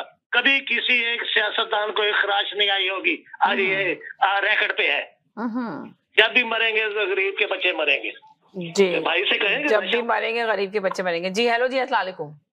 अस्सलाम वालेकुम बहन, क्या हाल चाल है? बस ठीक ठाक, आप सुनाएं क्या हाल चाल है? देख रहे हैं कि मुल्क के अंदर क्या हो रहा है अभी, इसके बारे में क्या कहेंगे आप? देखें, सबसे पहली बात तो ये कि मैं एक वाकये जिसमें हमारे पाकिस्तानी आर्मी के 10 जवान शहीद हुए हैं, तो उसके लिए मैं बहुत तहे से ताज़ियत पेश करता हूँ मैं जी। और दूसरा ये पाक आर्मी की जो कुर्बानियां हैं वो कभी फरामोश नहीं की जा सकती। अगर इसी जगह हमारे 10 सियासतदान शहीद हो जाते ना तो मेरे ख्याल में ताज़ियत में नहीं पेश करता मैं जी। तो रह गया ये कि देखें, आर्मी का तो बहुत बड़ा काम है पाकिस्तान में। अच्छा, दूसरी चीज है अदलिया की। आप आ जाए जी। अब अदलिया का जो देखें, लॉ एंड ऑर्डर जब तक पाकिस्तान में सही नहीं होगा, महंगाई वगैरह इसी तरह चलती रहेगी सारी चीजें जी। अब अदलिया में आप ये देख तो अभी जो जस्टिस फायसीजा का जो केस था जो आया है, तो आप इसके सिलसिले में क्या बात करना चाहेंगे? जी जी, जस्टिस फायसीजा केस आपने भी बहुत ज्यादा तफसील बयान की थी, शुरू में आए थे आपने इस प्रोग्राम में शामिल, इसलिए मैंने आपसे पूछ लिया। 9 माह बाद तफसील आई है, तफसील जारी की गई जी। देखें, जस्टिस फायज ईसा का अगर केस जो है ना, नवाज शरीफ और फायज ईसा, जस्टिस फायज ईसा का, ये दोनों एक ही कटोरे में। अच्छा, अब वो इस तरीके से कि नवाज शरीफ ने भी अपनी ट्रेल मनी नहीं शो करी जी, और इसने भी अपनी 3 घरों की मनी ट्रेल नहीं शो करी जी। और फिर सोने पे सुहागा ये जितने जस्टिस जो 11-12 जो भी हैं, इन्होंने ये कह दिया कि भाई हमारे पास जितने भी बीवी बच्चों के जो पैसे हैं उसको कोई नहीं पूछ सकता। कोई नहीं पूछ सकता तो फिर यकीनन फिर वज़ीर आज़म नवाज शरीफ भी क्यों देंगे? उनके भी बीवी बच्चे बच्चे और बच्चों के पैसे असासा का जी। उसी बात पे पीटीआई के जो वजीर कानून है उन्होंने कहा फिर इसका मतलब है कि आगे जाके फिर इमरान खान भी नहीं और तमाम वज़रा और जो भी हैं वो भी नहीं दे। तो कहने मकसद देखें, ये जस्टिस फायज के केस जो है वो इनको कौन लाया था? चौधरी इफ्तिखार लेके आया था जी जी जी, जो कि जितना बड़ा वो डाकू जस्टिस था, अगर परवेज मुशर्रफ जस्टिस ये चौधरी इफ्तिखार को और नवाज शरीफ को लटका देता ना ये, तो समझे 50% जो है मसले उसी वक्त सही हो चुके होते। तो ये सारी गन है जस्टिस फायज ईसा, ये पूरा कानून, ये जब तक इनको अदलिया चीफ जस्टिस को रिफॉर्म नहीं किया जाएगा, इसका पूरा पीटीआई वर्क करके एक पूरा नए सिरे से जो है ना कानून का एक स्कूल बनाए और उसमें जो है पूरा वो सिस्टम लेके आए जो LLB पार्ट 1 पार्ट 2 नकल के बगैर पढ़ के आए, उनका एडमिशन हो। उस तरीके से पूरा ये कानून का निजाम पूरा बने। वरना ये जितने भी गुलजार साहब जो है वो तोप मार के चले गए और बाकी जो है वो सब जो है ना ठाए सुन रहे हैं अभी तक। तो वो उसका कुछ भी नहीं होना है। बाकी रह गया आर्मी का।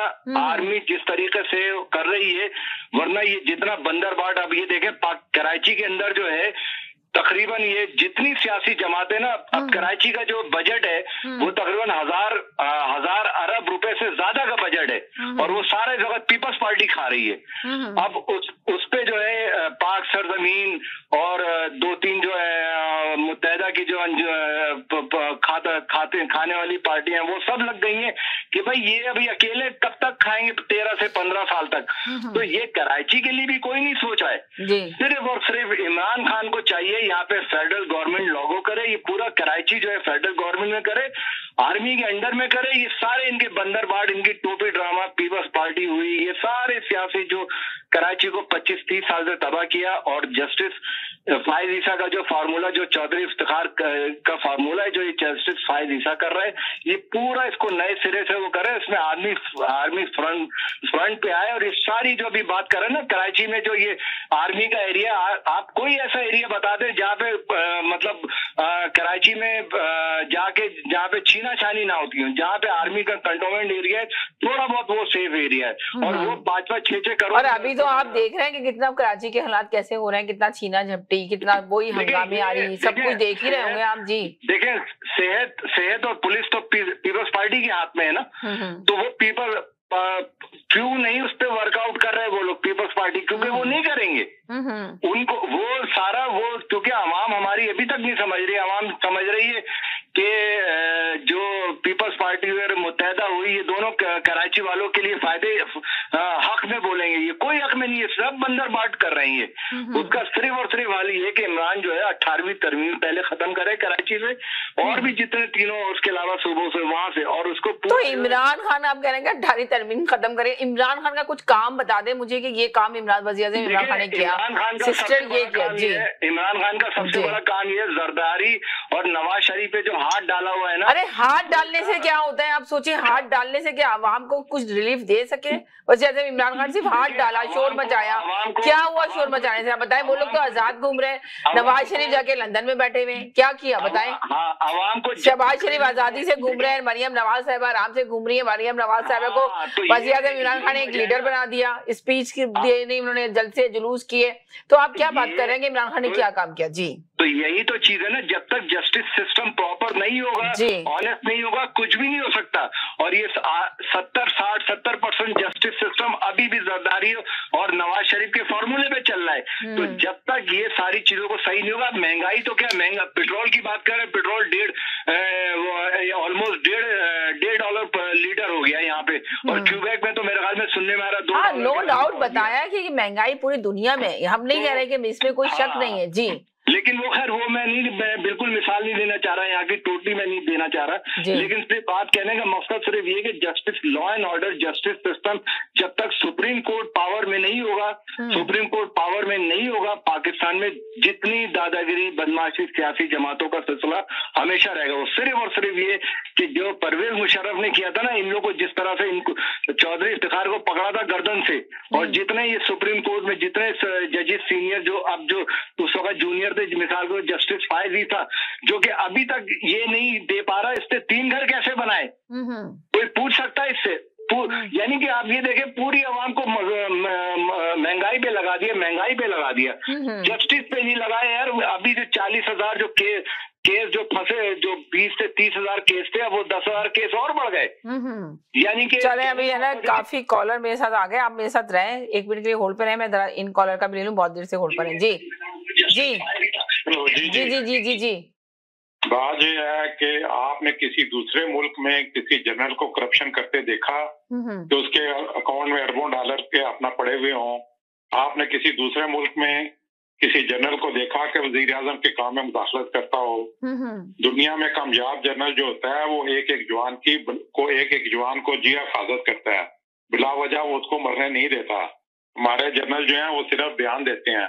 अभी आप देखें, आज की खबर है, GHQ ने हुकूमत से मुतालबा किया है कि फौजी अफसरों को बिजली के बिलों में 50% छूट दी जाए, और हुकूमत में उसका फैसला करने जा रही है।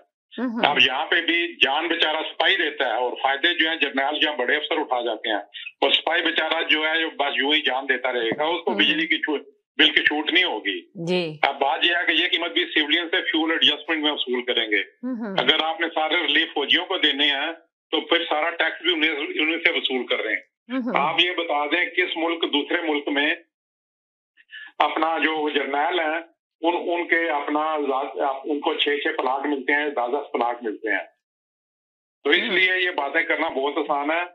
अब यह है कि आज के प्रोग्राम पहले मैं बात हो रहा था, मैं बड़ा परेशान था कि आज आपके प्रोग्राम में मुज़ाहिया सेगमेंट नहीं हुई, ना राना शमीम का नाम आया, ना जस्टिस क्यूम का आया, ना दादिया केसेस का आया। अभी वो जस्टिस याहिया के उसमें उसके लिख लेंगे, उससे तो फिर ही दूसरी बात करेंगे ना। अभी तो फिलहाल वो उस पे अटके हुए ना कि उसका फैसला सही नहीं हुआ। जस्टिस फाइज ईसा का आपको पता नहीं, जस्टिस फाइज ईसा के लिए तो उन्होंने कितनी दफा बात की है हमारे चैनल के ऊपर। अभी जो कॉलर आए थे उन्होंने भी बहुत दफा बात की थी, इसलिए मैंने उनसे सवाल किया। जी, लगता है कि पाकिस्तान में भी सरदर्द की गोलियां जो है इसीलिए खत्म हो गई हैं, इसीलिए जो है 10 का पता 17 बजाय रुपए की बजाय जो है वो 30 रुपए में बिक रहा है। और उस मुल्क में सारे वजीर आजम जो है वो कानून का बड़ा एहतराम कर रहा है, मुस्लिम दुनिया का बासर लीडर है। अपने ही मुल्क में तोशाखाना चोरी केस में आपने हाथ कटवा के बैठा हुआ है।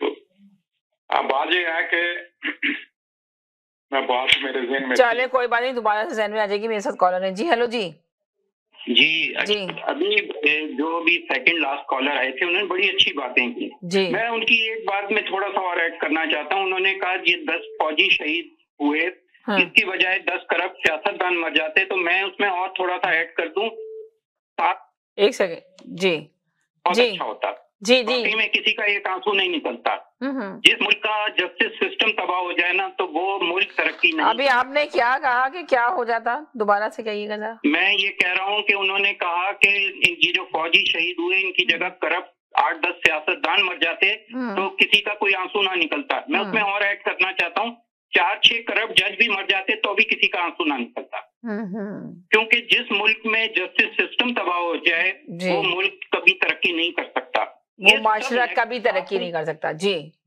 ये सब गठजोड़ है, इसके लिए 40 साल खर्च किए हैं। ये कोई मामूली बात है कि ऐसे ही सिसिलियन माफिया और गॉडफादर तो का खिताब ऐसे नहीं मिल जाता किसी को। इसके लिए बड़ी मेहनत की है भाई, इसके लिए वो जद्दोजहद हुई है कि आप अंदाजा नहीं कर सकती। इसके लिए बाहर के मुल्कों में पूरे कॉलम लिखवाए गए हैं अपने ऊपर। एक सेकंड और करें जी। हेलो जी, जी हेलो कैसे हैं जी? जी कहेंगे जी। मैं ये सुन रहा था कि जी सियासतदान मर जाते जी और कोई सियासतदान नहीं मरा। कह रहे थे सियासतदान मर जाते, करप्ट सियासतदान, उन्होंने ये नाम लिया, करप्ट सियासतदान मर जाते तो कोई आंसू नहीं बहाता, किसी को कुछ नहीं होता। और करप्ट जज भी मर जाते, उसमें उन्होंने ये ऐड किया कि करप्ट जज भी अगर चले जाते तो उनसे भी कुछ नहीं होता जी। देखें, मुझे तो नहीं पता कि कौन करप्ट है और कौन करप्ट नहीं है, ना आपको पता होगा जी, ना मुझे पता। आप जिन लोगों ने जान दी है सियासतदानों ने, उसकी सबसे अव्वली मिसाल जो है वो बेनजीर भुट्टो की है जी।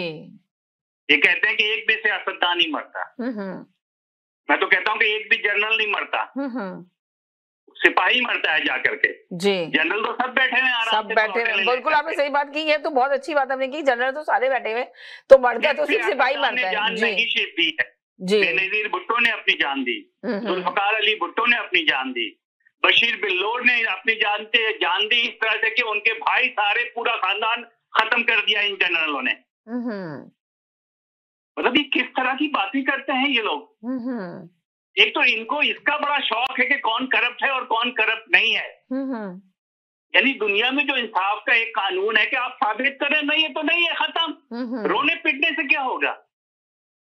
ये आ जाती है 2-4 औरतें, वो मातमी अंदाज में आ जाती हैं, एक अमेरिका से आ जाते हैं, एक वो हेल्थ कार्ड वाले आ जाते हैं, मातम करते रहते हैं। You need to prove it after 3.5 years। आपने अगर यही मातम करना है तो 10 साल भी अगर आपको हुकूमत दे दी जाए आप यही मातम करेंगे। मतलब कौन कह क्यों रहे हैं कि जस्टिस सिस्टम करप्ट है। वो ठीक करो भाई, 3-3.5 साल गुजर गए, रोते क्यों हो। करना कुछ नहीं है। मतलब आप बिल्कुल ये बात साबित हो गई है कि इनसे कुछ ना हुआ है ना आगे होगा। इनका मेयार ये हो गया कि जब इनसे पूछो कि भाई ऐसा क्यों गलत हुआ, तो कहते हो तो पहले वाले ने भी गलत किया था तो हम भी वैसे ही कर रहे हैं जी, पहले वालों ने भी। वेयर इज द तब्दीली।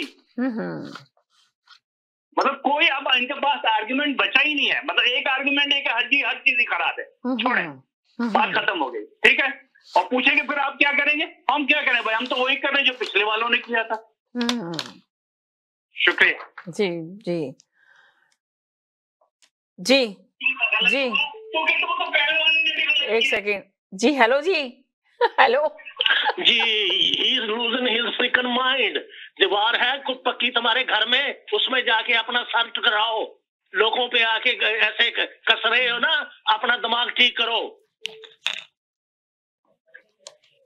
जी। हेलो जी जी जी। रोते तो खुद हो यार तुम रोजाना, कभी भेज रहे होते हो कि वो भाग जाएगा, कभी किसी को भगा रहे होते हो कि इनको उसमें इनका नाम डाल देना चाहिए कहीं ये ना भाग जाए। यार खुदा को मानो यार, वही रोजाना घिसी पिटी बातें करते हो यार। तुम कुछ तो कोई अकल की बात कर लिया करो कभी तुम यार। तो आप देखते हो कि रोजाना भगा रहे होते हो, कभी वो भाग जाएगा कभी ये भाग जाएगा। मुझे तो लगता है एक दिन तुम भाग जाओगे।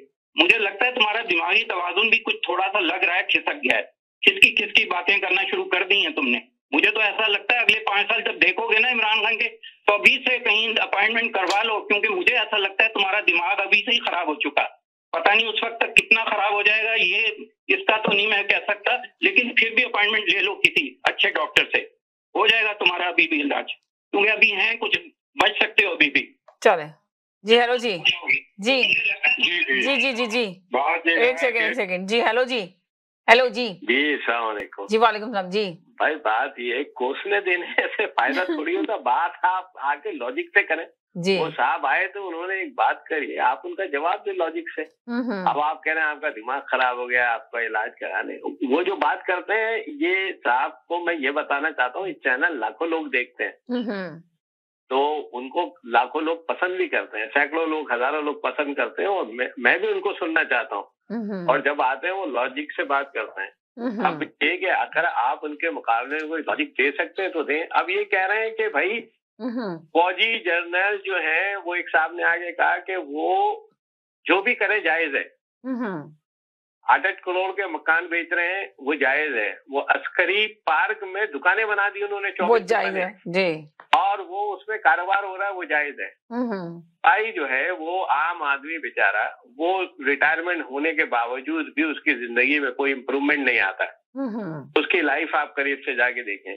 और ये मजे से एक साहब आए, वो कह रहे हैं कि कराची के हर इलाके में चोरी डकैती होती है और कंटोनमेंट एरिया जो है वो महफूज है। यही तो लानत है जो आपकी समझ में नहीं आ रही। भाई वो क्यों एरिया महफूज है और बाकी एरिया क्यों महफूज नहीं है? क्यों महफूज नहीं है? तो आपकी कनाडा में कोई ऐसा इलाका है जो कहा जाए कि भाई ये फौजियों के इलाके में चले जाओ, वहां जाके मकान ले लो 8 करोड़ का, हो तो वो जिंदगी बेहतर गुजरेगी। इसके पास 8 करोड़ रुपए है भाई कि जाके फौजियों के इलाके में मकान ले। मतलब ये कोई क्राइटेरिया बना दिया आपने? कोई लॉजिक है कि वो इलाके सेफ है, डिफेंस सेफ है और मलिक कैंट सेफ है, बाकी इलाके कोई पूछने वाला नहीं है? तो रेंजर्स का है 25 साल 30 साल से रेंजर्स जो करोड़ों रुपए ले रही है कराची की शहरियों से, वो क्या कर रही है? क्राइम को रोकने के लिए उनको बुलाया गया था, पुलिस है, फौज है। तो ये कोई क्राइटेरिया है कि आम लोग, गरीब लोगों को आप रहमो करम पे छोड़ दे, बोले कि ये तो इलाके में, क्योंकि इस इलाके में रहते हैं तो लुटना इनका हक है, चोरी होना इनका हक है, डकैती पड़ना इनका हक है।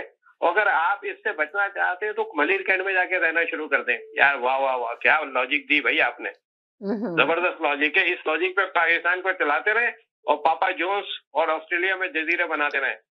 बाकी इस मुल्क का जो होना है वो अल्लाह हाफिज है जिसका होना है। थैंक यू जी जी जी जी जी जी। आप तो कहते हैं कि सिंध में कोई करप्शन ही नहीं है, कोई गलत काम ही नहीं होता, तो ये फिर कैसी बातें करने लगे?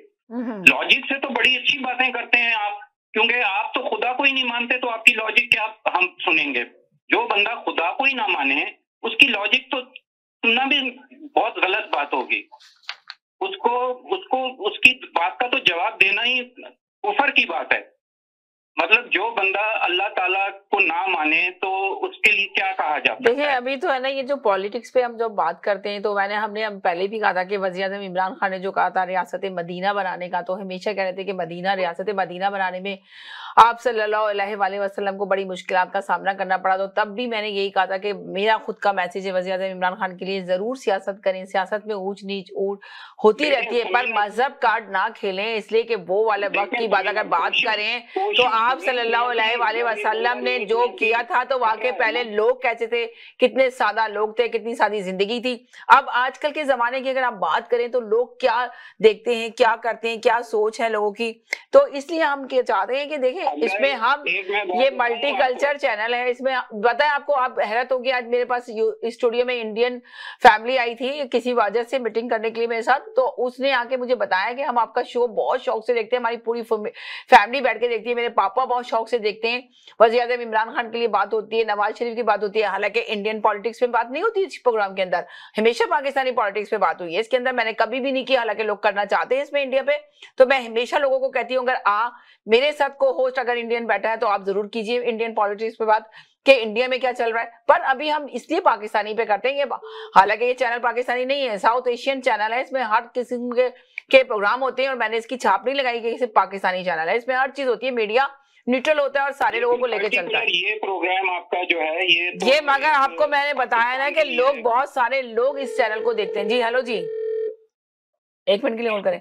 तो मैंने आपको बताया ना कि बहुत सारे लोग इसको देखते हैं, इंडियन भी इस शो को बहुत शौक से देखते हैं, सिख बहुत शौक से देखते हैं, बल्कि आते हैं मेरे प्रोग्राम में, आना चाहते हैं। हर कोई देखता है, इंडियन कम्युनिटी के लोग भी देखते हैं, क्रिश्चियन लोग भी देखते हैं, हर किस्म के लोग देखते हैं। तो अब इसमें आप क्या, हम कोई इस्लामी प्रोग्राम तो कर नहीं रहे हैं कि इसके अंदर हम लेकर आए कि हम ना किसी के मजहब के बारे में पूछ रहे हैं कि भाई आपका क्या मजहब है, आप किसको मानते हैं। आप भी बात कीजिए, पॉलिटिक्स पे बात कीजिए, आइए, एग्री डिसएग्री आप कर सकते हैं। हमेशा मैं प्रोग्राम में आके यही कहती हूँ कि आप लोगों को आपका राइट बनता है, आप कह सकते हैं, अपोजिशन वाले भी आए, हुकूमत वाले भी आए, आप कहें कि जी हम नहीं मान रहे, बात हर चैनल पे होता है। मगर आप ये कहें कि भाई वो मुसलमान ही नहीं है तो हम उसकी बात क्यों सुने, तो वो तो नहीं कह रहे कि आप उनके हाथ पे ईमान लेकर आए या कुछ लेकर आए, वो तो सिर्फ पॉलिटिक्स पे आके बात करते हैं। आप भी पॉलिटिक्स पे बात कीजिए। ये सिर्फ मैं आपको सिर्फ एक मेंशन करना चाह रही हूँ, इसलिए कि बहुत पब्लिक देख रही होती है और इसमें शामिल होना भी चाहती है। आप बिलीव करें कि एक लेडीज का मेरे पास रिपीट चल रहा था प्रोग्राम, तो उसने कहा कि समीना इसमें मैं शामिल होना चाहती हूँ, तो मैं उनको भी देखे, वो उनकी मर्जी है, वो बोल रहे हैं, वो आके किसी कॉलर पे तो नहीं बोल रहे हैं, तो आप कॉलर पे नहीं, आपकी मर्जी पर आप कॉलर पे तो नहीं बोल सकते। आपने उनको कहा कि भाई मैं तो उन पर यकीन नहीं, देखिए उन्होंने नहीं कहा आप मेरे ऊपर यकीन रखें। हम देखें, मैंने आपको बताया कि वज़ीर-ए-आज़म इमरान खान को भी मेरा अपना मैसेज था और गया होगा 100% उनके पास कि वो यकीनन सियासत करें, सियासत में करें, मगर मजहब का कार्ड नहीं लेकर आए, मजहब नहीं लेकर आए, बिल्कुल भी नहीं मजहब। वो हमेशा, अभी आपने देखा नहीं कि उन्होंने कैसे कहा था कि ये रियासत मदीना बनाते वक्त भी, देखिए उन्होंने खुद कहा अपनी स्पीच में, देखिए आपने सुना ने जो दुआएं मांगी हमारे लिए भी वो कबूल फरमा, हमेशा। ये अलग बात है, ये देखिए, मगर सियासत, मैंने कहा ना आपको, सियासत नहीं करनी है। सियासत अपनी चीज है, सियासत में ऊंच नीच हर चीज होती है। इमरान खान के दिल में क्या है ये तो हमें नहीं पता, ये तो हमें नहीं पता। क्या पता वो चीज सोचता है जो बेहतरी के लिए सोचता हो, वो यकीनन हम नहीं इसमें। देखे, मैं खुद कह रही हूँ कि वज़ीर-ए-आज़म इमरान खान हो सकता है मुल्क के लिए बेहतरी के लिए सोच रहे हैं, मगर कारकर्दगी कुछ नहीं करी, काम कुछ नहीं किया, मगर ये नहीं करें जी। ये चीज वो जो रोल मॉडल है उनकी बात करता है, वो तो ठीक है, बनाना ना बनाना अल्लाह ताला की मर्जी है, कोशिश इंसान कर जी मकसद के लिए जब निकलता है तो अल्लाह ताला उसमें उसकी मदद भी करता है, और उसमें अपने कैसे उसकी मदद होती है ये तो अल्लाह ताला ने करनी है। चलें ठीक है, बहुत शुक्रिया, थैंक यू सो मच। बहुत सारे कॉलर आ गए मेरे साथ 1 मिनट के लिए। जी हेलो जी। ये जो साहब हैं हेल्थ कार्ड वाले, इनको थोड़ा सा मैं वार्न करना चाहता हूँ कि यहाँ कनाडा में वो किसी पे रिलीजन पे, किसी के कास्ट पे, किसी के रेस पे अगर कोई कमेंट करते हैं, जो कि वो करते हैं, उनको अंदाजा नहीं है, वो जज्बात में आ जा सकते हैं। तो अगर दूसरी पार्टी अगर चाहे तो उनको खींच के अदालत ले जा सकती है। तो मोहतात रहें, इतने जज्बाती होने की जरूरत नहीं है। हम कोई मजहबी प्रोग्राम में शिरकत नहीं करते हैं, तो किसी को ये ना कहें जो कि वो कहते हैं, जरा सा मोहतात रहें, उनको वार्निंग है, वरना उनके लिए हक में अच्छा नहीं होगा। चले जी, हेलो जी। सबसे पहले बात तो ये है कि इस चैनल के ऊपर ये कुफर के फतवे यहाँ पे ना लगाएं। ये अगर आपने कुफर के फतवे लगाने हैं तो आप किसी मस्जिद में चले जाएं। अगर मस्जिद में नहीं जाना है तो आपके इस बुनियाद के ऊपर ओपीपी को आपकी कंप्लेंट की जा सकती है कि ये मजहब जो है हर एक बंदे का एक जाती मामला है। वो किसी को क्या समझता है ये उसका दिल जानता है और उसका खुदा जानता है। अब मसला ये है कि अपना इस्लाम का नाम लेके गैर इखलाकी हालात, अपना गैर इखलाकी अपना इक़्तिदार में मुलव्वस होके जराइम करने वाले से बेहतर है वो नॉन मुस्लिम जो कि इखलाकी इक़्तिदार की पासदारी करता है। इस्लाम का नाम लेके आप इस्लामी अपने इखलाकी इक़्तिदार की खिलाफवर्जी करते हैं तो ये इस्लाम को आप बदनाम करते हैं। इसलिए आप अपने मजहब के मामे ना बने, आप सिर्फ अपने मामे बने। जो दूसरा कोई बात करता है वो उसके दिल का मामला है और खुदा का मामला है। सही, अपनी बात करें, बस सिर्फ टॉपिक पे बात करें, जो टॉपिक है उस पे बात करें प्लीज। सारे कॉलर से मेरी दरख्वास्त है, फतवे ना लगाया करें। हाँ, ये भी फतवे ना लगाए, कोई भी एक दूसरे में फतवा ना लगाए। इसलिए कि किया करें जो भगा रहे होते हैं रात की तारीखी में, उसका नाम भी ECL में डाल दो, उसका भी डाल दो, इन्हें भी इल्हाम हो रहा होता है ना, तो ये भी ना किया करें। हम भी बहुत कुछ बोल सकते हैं, हमारे मुंह में भी जुबान है। चले तो जो बातें जो हैं उन तक रहा करें, क्योंकि आपका भी पता है कि क्या क्या आपके अंदर जो छुपा हुआ है, गंद वो हमें भी पता है, तो वो कोशिश करें कि वो हमारे मुंह से ना निकले। चले चले, बहुत शुक्रिया जी। जी जी जनाब, जी जी। हेलो हेलो जी जी, हेलो जी जी जी जी जी जी। ECL में नाम डालना या ना डालना ये एक सियासी बात है जी, इसका किसी के मजहब से कोई ताल्लुक नहीं है। इसलिए बात सिंपल सी ये है कि अभी आप ये देखें, आपके दो मौजूद थे जी, ये जो अभी आए थे दाल चना का भाव देने वाले, इन्होंने इन दोनों मौजूद के ऊपर एक बात नहीं की, किसी भी बात नहीं हुई, ऐसे जो सारी बातें वो की जो किसी अपना कॉमेडियन शो में की जाती हैं या किसी प्रोग्राम की मजाहिया सेगमेंट में की जाती हैं। बात संजीदा मामलात होते हैं तो उसके ऊपर संजीदा भी बात की गई जी। सियासतदान बड़े गद्दार होते हैं, तो सियासतदान बड़े वो होते हैं। एक सेकंड मिनट सर भाई आ गए जी। हेलो जी जी, वालेकुम अस्सलाम जी। जुबान सबके पास है मेरे भाई, लेकिन महान वो है जो जुबान को कंट्रोल में रखता है। बहुत शुक्रिया जी जी जी। हेलो जी जी, मैं ये कहना चाह रहा था कि ECL में नाम डालने की जो मैंने बात की है वो इमरान खान के रख के दी है। इमरान खान कैनेडियन शहरी नहीं है। इमरान खान जो है एज अ बाहर से तो मुझे थ्रू कर सकते हैं but not as a Canadian, ठीक है। तो आप प्लीज चीजों को अपने जहन में साफ कर लें। आप कैनेडियन से बात करते हैं कि उनका दीन नहीं है और उनका अल्लाह नहीं है और ये अल्लाह को नहीं मानते हैं, ये आप एक कैनेडियन को कह रहे हैं और कनाडा में कह रहे हैं और आप जी तो बोलता रहे। मेरा कहना यही है, आप सियासी बातों को मजहबी बातों से मर्ज ना करें प्लीज, और ऐसा आप करेंगे तो फिर कोई ना कोई आपके खिलाफ आएगा और आपकी जो है उसके बाद फिर आपको भागने की जगह नहीं मिलेगी। जी जी जी जी। अभी इन्हीं साहब ने ये जो बात कर रहे हैं ना, इन्होंने मेरा नाम लेके कहता है दो औरतें आती हैं, एक अमेरिका से आती है एक कनाडा से आती है, वो आके ऐसी बातें करते हैं। सैयद साहब हमें कोई प्रॉब्लम नहीं, अगर आप उनको पसंद करते हैं ना मोर पावर टू यू, पर he will not call us the women come in. इस हिजड़े से बात करेंगे ना, जिस जबान से ये बात करेगा या बहुत गलत लैंग्वेज यूज की गई है। जी जी जनाब। हाँ जी जी जी जी जी। बात की गई जी कि सियासतदान बड़े करप्ट होते हैं। अच्छा उन्होंने ये किया, यानी इसका मतलब ये है कि सबसे पहले तो आपने ये तस्लीम कर लिया कि इमरान खान सियासतदान नहीं है। तो अगर आप सियासतदान करप्ट है तो दैट मीन इमरान खान भी करप्ट है। अगर इमरान खान करप्ट नहीं है तो इसका मतलब है वो सियासतदान नहीं है, वो एक कल्ट का सरगुना, एक फाशिस्ट गिरोह का जो है सरदार है। अब बात यह है कि इस मुल्क में आज तक किसी अपना सियासतदान के ऊपर गद्दारी का इल्जाम साबित नहीं हुआ। अलबत्ता जर्नैलों के ऊपर गद्दारी के इल्जाम साबित हुए और फौज ने ही उनको गद्दारी के इल्जाम में सजाएं दी और फौज ने ही उन जर्नैलों को सजाए मौत भी दी गद्दारी के इल्जाम में। इसी तरह किसी सियासतदान के खिलाफ करप्शन जो है वो साबित नहीं हो सकी, लेकिन जर्नैलों के खिलाफ करप्शन साबित हुई और अपना मिलिट्री कोर्ट में भी साबित हुई और मिलिट्री कोर्ट के बाद भी साबित हुई। नैब ने आज तक किसी सियासतदान के ऊपर करप्शन का कोई केस जो है साबित नहीं कर सकी, लेकिन इसी नैब ने जो है एडमिरल को भी और फौजी अफसरों को भी करप्शन में मुलव्वस भी किया और उनको सजा भी दी और उनसे जो कहते हैं जो डील करके पैसे लिए वो भी लिए। तो बात यह है कि हर मामले में जहाँ पे भी आप अपना जिस गंदगी के होल में आप हाथ डालेंगे वहां से जर्नल निकल आएगा, लेकिन होल में से कोई अपना पॉलिटिशियन आज तक नहीं निकला। हुसैन शहीद सोहरावर्दी के ऊपर हजारों अपना करप्शन के इल्जाम लगाए गए, 1 साल उसके खिलाफ मीडिया ट्रायल किया गया, बाद में उसके खिलाफ मुकदमा किया गया। मुकदमे के ऊपर उसको किसके ऊपर सजा दी गई कि उसने जी एक टाइपराइटर चोरी किया था। ये तारीख का हिस्सा है पाकिस्तान की।